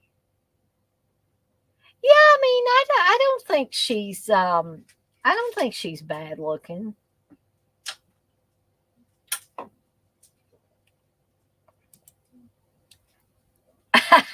Dirk, you say Atkins getting those JLC draws. So you say that was the rant. I feel a lot better now. Well, I freaking feel a lot better after I got my rant out and drank a couple of these shooter glasses of Fireball whiskey too. John says, haha, Dirk. Hey, John, are you, and I'm not trying to pry, I'm just trying to find out things, but you had mentioned working from home. So are you working from home on a full-time basis? And if you don't mind telling me what it is that you do, on the job front, that might kind of help me decide what kind of things would be most appropriate for remote work. I couldn't remember. You may have said before in the past, and I apologize if I can't remember, but I was just thinking about it because Steve says, well, if you know these people that are doing remote work, why don't you ask them what they're doing or, what kind of job they got? But so I just thought I would ask. Brandon, you said, I hope Halloween Ends pulls a Friday part 5. John, you say, yeah, I was always most fond of Annie over Laurie and Linda. Now, I love PJ Souls, though, guys. I met, and part of this might be because I met PJ Souls a few years back, and she was a very sweet woman. And I met Jamie Lee Curtis, too, but I've never got to meet Nancy Keys. Or Nancy Loomis, as she was known at one time. So, that might be part of it. I don't know. But I always like PJ Souls' character. I just like that whole, some people might think that is aggravating that Linda says totally all the time. But I want a shirt, and I think there is a shirt with Linda from Halloween, and it says totally on it. And I want to get that shirt. Derek, you say, Smiles sound design is great in the theater. Got some real horror scares. See, that's really why I would like to go see it in the theater and there's very few movies now that I want to actually go to the theater that I feel like it's going to give me that real theater experience. And just the way you talk about Smile, it just intrigues me. Steve says it's not going to be any different. We'll just watch it at home. But, that's Steve. And so, John, you say, yeah, I'm a cloud engineer for Schneider Electric Remote, a.k.a. IT system admin. Okay, the only shit I can do to make decent money at 37 without starting over. Yeah, but that's not a bad job, and you seem to be succeeding at it. And has it always been remote, John, or was this something that became remote after the pandemic? Because that's another reason I can't understand why Stockyards is being so resistant to the whole remote thing. I just don't understand, unless they think if I get remote, then everybody else on the help desk is going to want to ask for remote. I really don't know. But they're being complete assholes about it. Johnny say, I need to see Smile, Dirk. Brandon, you say, PJ was accused of the 30. She was too good for Bob. Axel, you say, comedies and horror flicks actually need to be seen in theaters to get the most out of them. I would agree with that. I would completely agree with that. Because those are two movies that you benefit from watching with an audience. Dirty say, yeah, it's straightforward and familiar, but I will definitely own it. Johnny say, it's fine. I just don't like it anymore, LOL. I want to run a movie theater or something. That would be awesome. But that's not easy to do. Yeah, I get you. Darky said, I heard Terrifier 2 is getting another weekend at AMC. That's another one that I haven't seen, but probably Steve wouldn't want to go see that one either. I mean, it's just like, oh gosh, I don't know why my husband has to be such a bump on a log. Brandon, you say, I work at a mobile home supply house. I got sawdust under my the glasses and it got in my eyes. Shit sucks. Maybe I should try to get into office work. You know, Brandon, office work is not, or clerical work is not bad. I pretty much done it for years. But, we're still in the pandemic age pretty much, and I just don't understand workplaces being resistant to remote work. Why they still think that they have to keep people under lock and key in the office. And I don't know if they're being this way towards me because I hadn't been with the company long enough or what the deal was. But whatever, they're being assholes about it, and not taking my situation or anything else into account.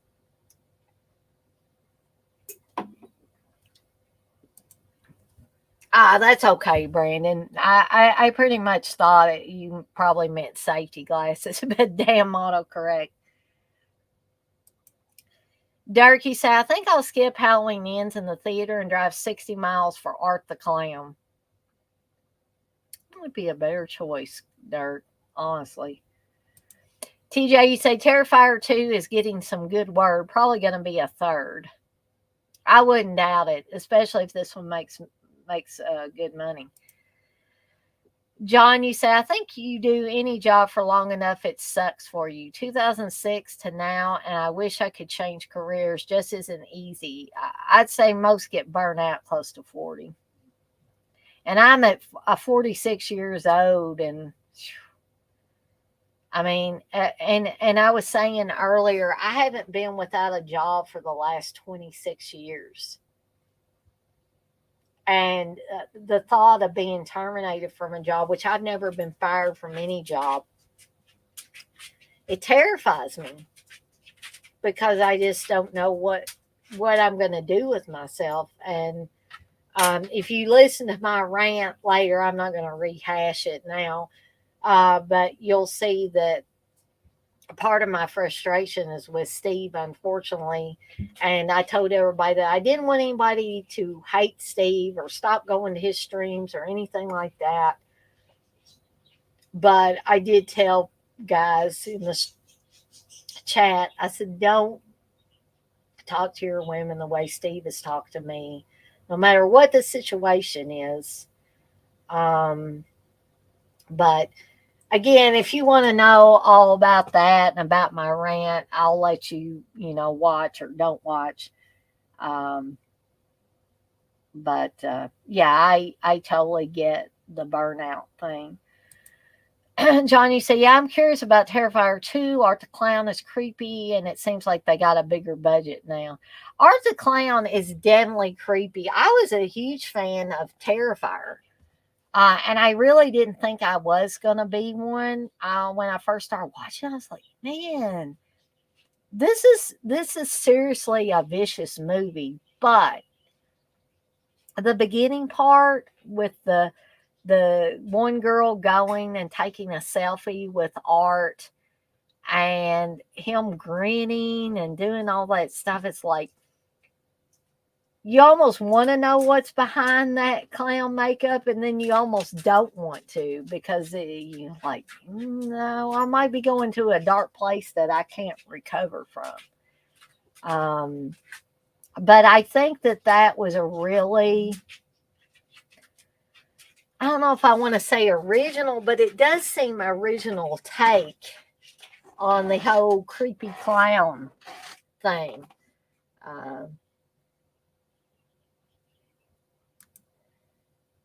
TJ, you said good choice, Dirk. LOL. So, John, you say All Hallows Eve. See, that's one that I haven't watched, but that also had art, didn't it? You say it was pretty bad, in my opinion. See, I've always wanted to go back and watch that one, but and I may still do it, but I'm not as excited about it when I hear, because when I hear you, John, say things like this, or I hear Dirk say things like he said about certain movies, I respect you guys' opinion because you don't sound like you're talking out of your ass about these movies. So I really respect what y'all say and y'all's opinions. Now, I'll probably end up watching it at some point anyway, but but that is good that you guys share. Feel free to share that information.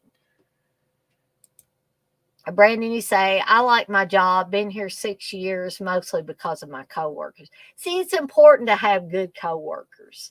And I had good coworkers at Stockyards, and my supervisor and my manager were good. It was the HR department that was assholes, and are still continuing to be assholes to me. Darky said, my buddy Brian Goes Blue said it's insanely gory and good.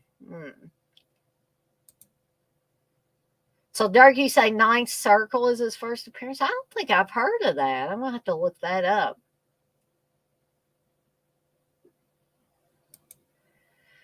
Brandon, you say, I prefer the art in All Hallows Eve.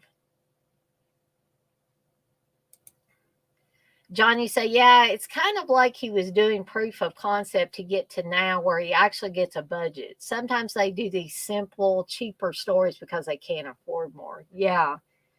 Guys, I hate to get up again, but I did so much talking and not realize because of, I guess, of the booze that I've actually talked so much that my throat's getting scratchy. So let me get a little more of a soft drink.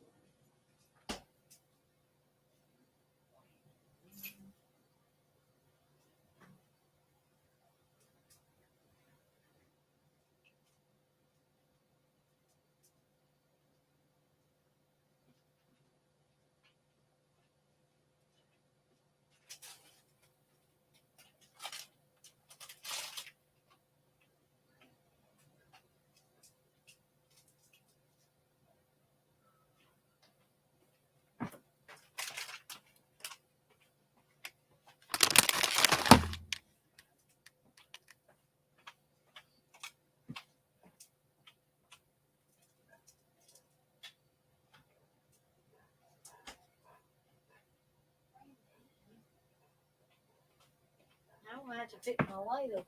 You knocked it over, babe. No.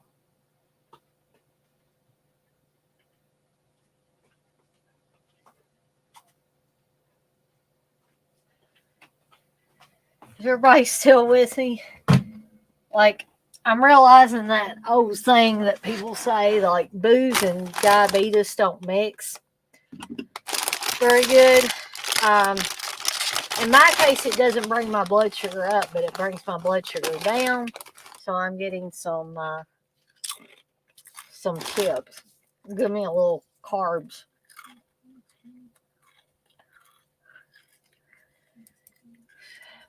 Dirk, you say, yeah, Damian Leone was literally doing everything.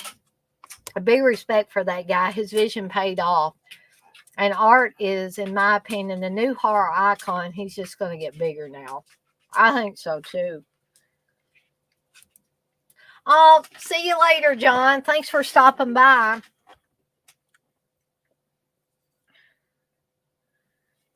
He might not have heard me. He may already be out of here.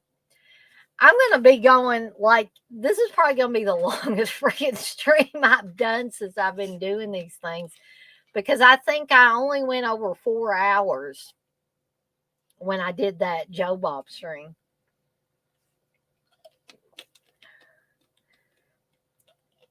And old Curly Jaws never did come back. So he must have, like, really his phone died or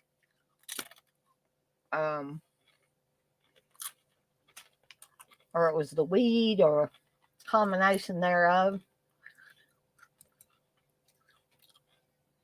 TJ, you say, that's why I do shorts. Can't afford to do a feature. LOL. Well, maybe someday, TJ. I would love to see the short film that you're going to be screening.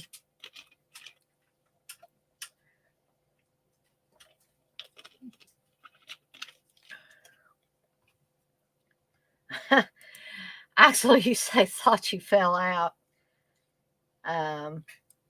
Brandy, you say I was hoping or hopping, Chrome Skull would have become an icon.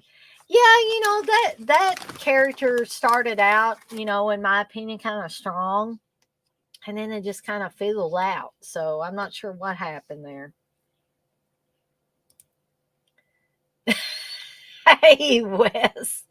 Says, goddamn, boss. Dana is pulling an all-nighter. Dana's been drinking a little bit, Wes. That's why Dana is on here a little bit later.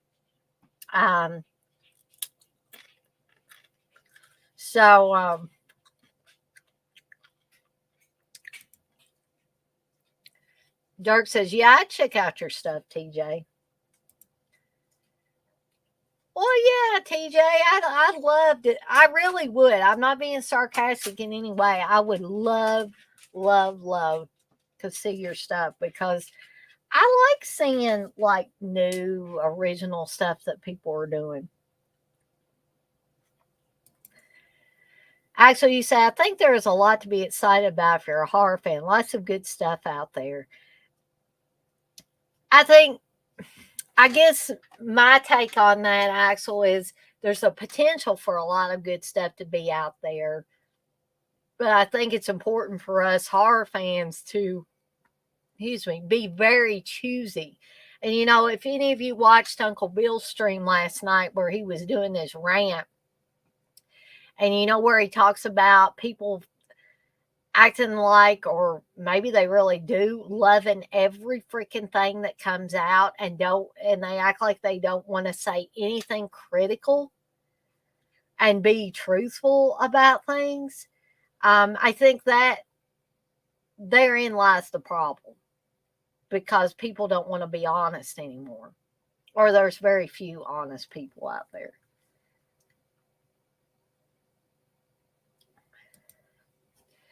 Dirty said, hell yeah, CK. Shots. Well, I only did 2 shooter glasses because that's all the Fireball whiskey I had. And I don't want to switch to vodka or anything. I could switch to my coconut rum or whatever it is I have in there, but I don't think that's wise. So I think I'll call it good because I'm feeling pretty good right now and I'm not sick. I'm not crawling around on the floor. I'm not sinking out of frame. I'm not doing any of that. I'm just feeling good. So that was my indicator that I probably needed to stop while I was ahead.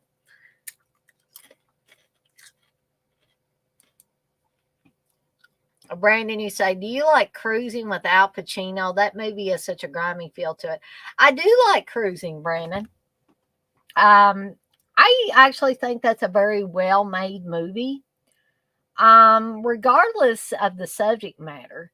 It does have that grimy feel to it, but I think you're supposed to feel that in the movie. But I do think it's very well made. It's well acted. I think Al Pacino's great in it. I love Don Scardino in it, even though Don Scardino was playing a homosexual guy. It doesn't matter. I love Scardino, Don Scardino, in most anything.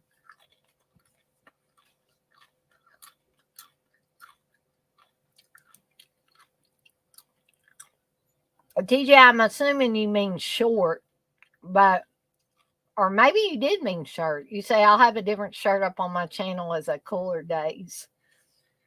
You did say short. Okay. In a couple of days. Dirt says, what's your channel, TJ? TJ, you say my fingers slipped before editing my prior sentence. LOL. Actually, you say X, Pearl, Barbarian, Smile, Black Phone, or some good stuff out there. I would probably have to agree with most of those, Axel, even though I haven't seen Smile yet. And I haven't seen all of Black Phone yet. Except for Barbarian. I didn't care for Barbarian at all.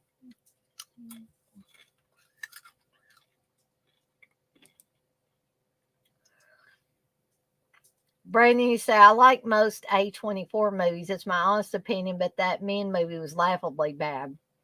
I couldn't even sit down and watch the Men movie, Brandon, to be honest. Steve watched it, and I walked in the room, and I was like, what is this shit? And Steve was like, it's that movie, Men. I was like, oh, God. I don't think I'm going to sit down and watch that.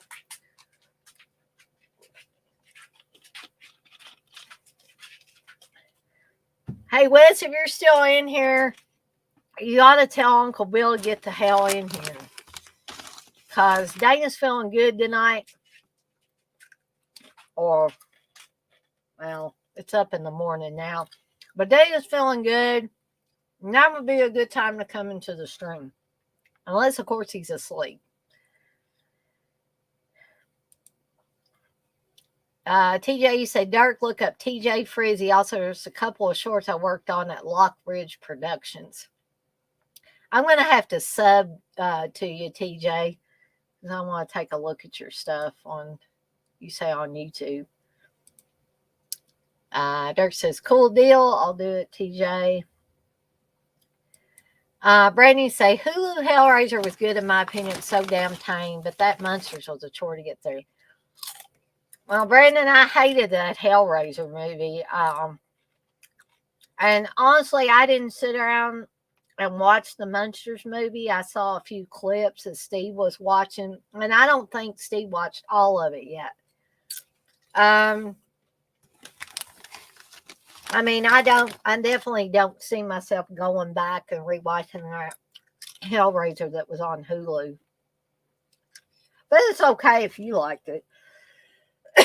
I'm not saying nobody should like it. I'm just saying it wasn't my cup of tea.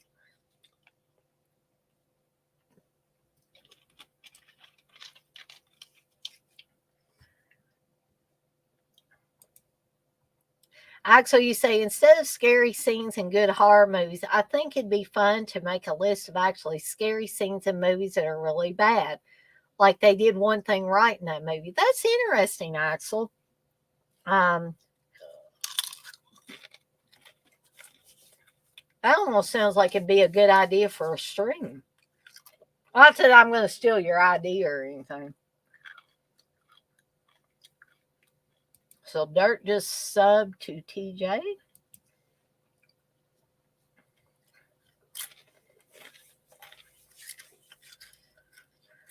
Oh, man.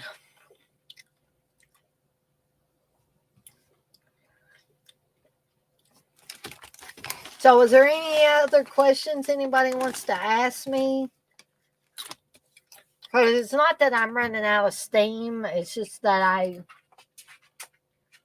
I feel like I just start rambling after a while if people aren't asking me things or bringing stuff up. As we say, take it, steal it.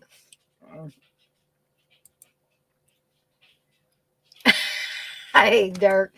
You said that cup of tea saying has to have come from England, lol. So, what do you guys think? Is Dana more fun? I don't know why the fuck I'm talking about myself in the third person. But am I more fun when I'm drinking a little bit or just when I'm on here regular? Or am I just boring as shit all the time?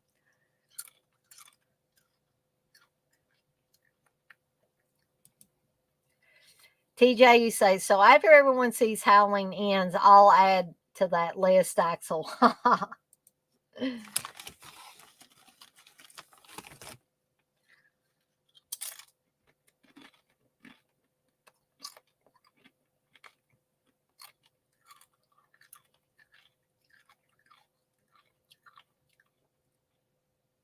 I'm surprised already that Steve hasn't got up and said, "You're being too loud, Dana. You're keeping me awake, Dana. I got a real job, Dana." Well,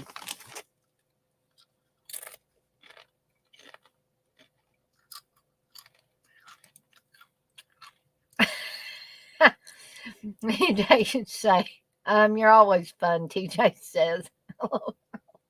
Thank you, TJ. Dark, you say either way, Dana. Actually, you say, or another good list would be something stupid a movie did that ruined it for you. Oh my gosh, that could be a lot of movies for me. Wow.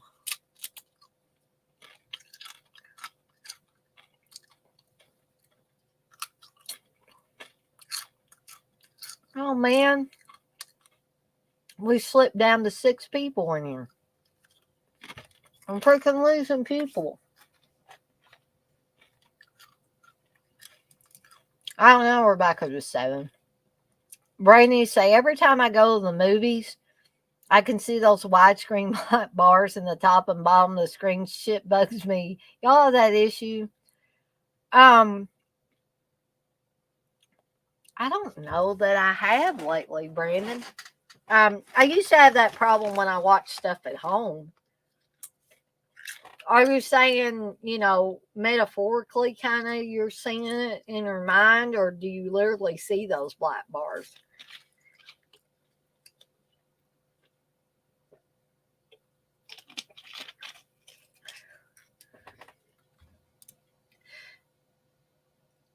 TJ say same answer, Axel. Haha.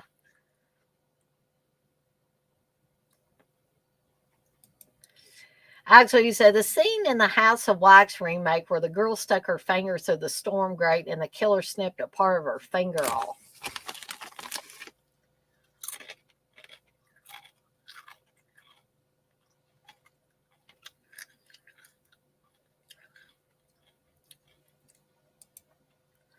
Actually, say, yep, I've noticed that a lot, Brandon.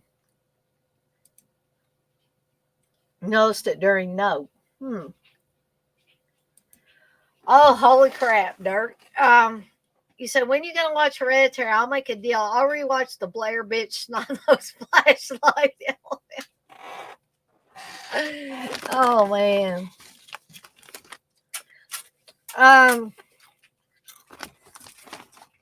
Man. I may have to have a couple of these Fireball whiskey shooters in me before I rewatch that movie.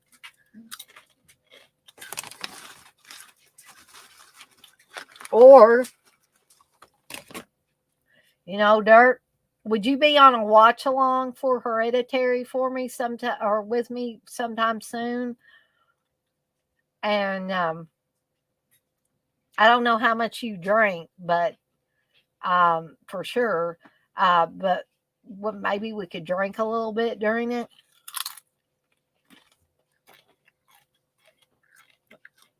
And I'm not saying other people can't join. I'm just asking. Brandon, you say the Cinemark and AMC looks like watching a widescreen movie on a full screen TV. I literally see the bar. Maybe I'm just not, excuse me, because that's usually the theaters we go to. So maybe I'm just not, I don't know.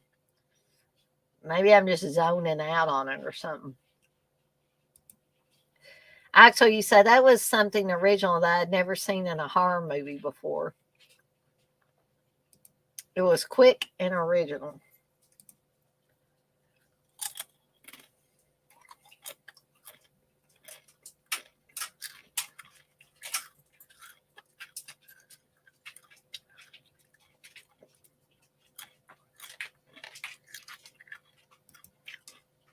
Dirk, you say, hell yeah, I'm sober these days. I'm allergic to alcohol. I break out in handcuffs. Oh, yeah, I remember you telling me that before.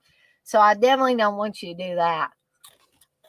But maybe I can drink and you'd be sober. So we'll have to do that soon. And like I said, other people can be on there if they want to. I'm thinking about drinking on this Return of the Living Dead watch along that I'm going to have on Saturday. I'm sorry if I seem like I'm a little bit of a glutton here eating, but I don't know. I feel really hungry.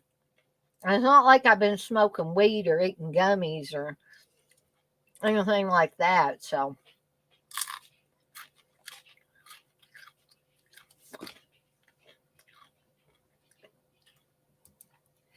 actually, you say a great scene in the Fright Night remake was at the end when the hero showed up in a burn-proof suit and goggles. You know, actually, I never did even sit down and watch that Fright Night remake. Maybe I should, because I guess you really can't complain about something unless you've seen it.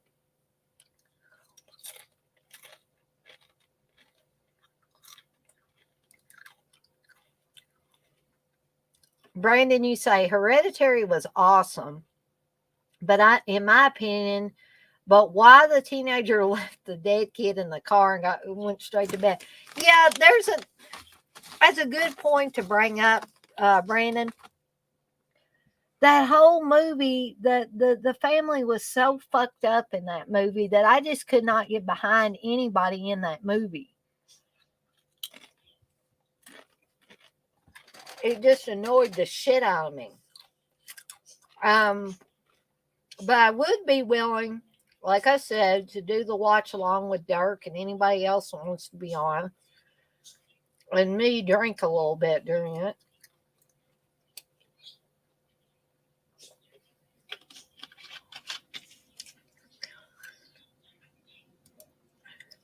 Dirk, you say, yeah, I've been sober since 2015. The desire has left me.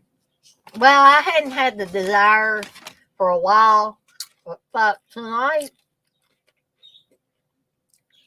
I just said, shit, I'm going to drink a little bit and I'm just going to veg out. I'm going to chill out with my friends and I'm going to have a good time because things have pretty much sucked since last Wednesday. I'm tired of things sucking, so that sounded kind of funny to me after I said it. And again, my mom would be so disappointed in me if she was watching this stream. So I hope to the good Lord up above, my mom never sees this stream or some of these other streams that I've done, but especially this one.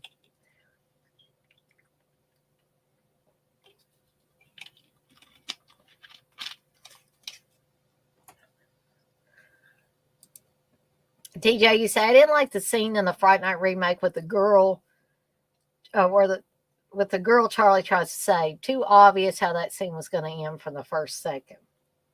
So Axel, you say the kid in Hereditary was in shock. Dirk said he was in shock. Ow. We'll talk about that more when we do the watch along. I know, TJ, you say, Dana, there are whole YouTube and Twitter pages that talk about things they ain't seen. I know, but ain't that the problem? That people want to blab on and on about things they ain't even seen? How can you talk about something you ain't freaking seen?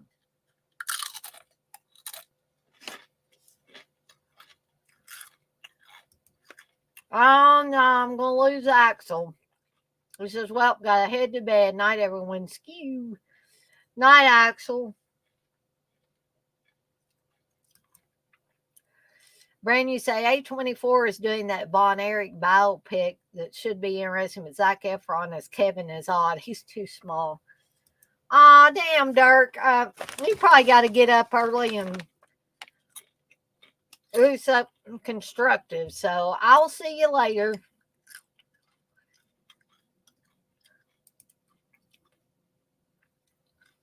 Yes, I did watch Uncle Bill's rant video, TJ, last night after I finished my stream. It was great. I enjoyed all 1 hour and 11 minutes of that. And it did inspire me in some ways to do my own rant tonight.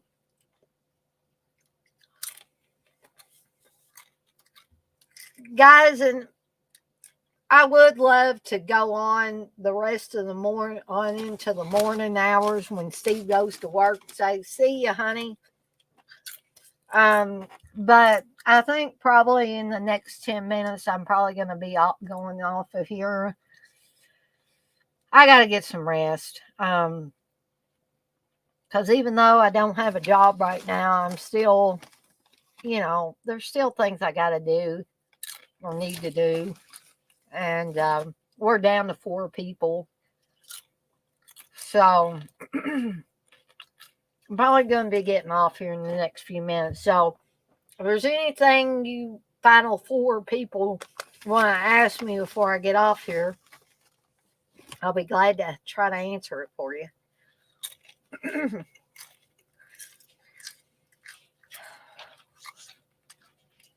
But I think everybody's pretty much wanting to get some shut-eye now.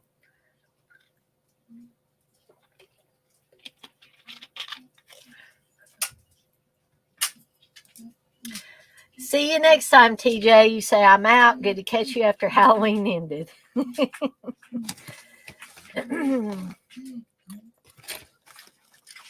So, guys, for the remaining ones of you in here, I think since, and Brandon knocked over that again. I will read what Brandon said. I agreed with you, B, on collectors. Scream Factory fanboys are cringe. I agreed with you, B, on a lot of things that you said last night. And it kind of made me re-examine myself, too.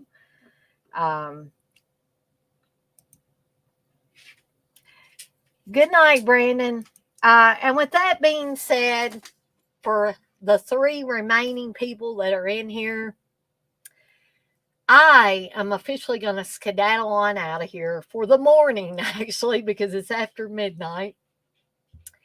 And I want to thank everybody that was in here with me tonight, that sat through the rant and all that. It's been fun. I liked having old Curly Jaws on here, but now it's time for this gal to get some shut-eye. So I will see everyone on the flip side.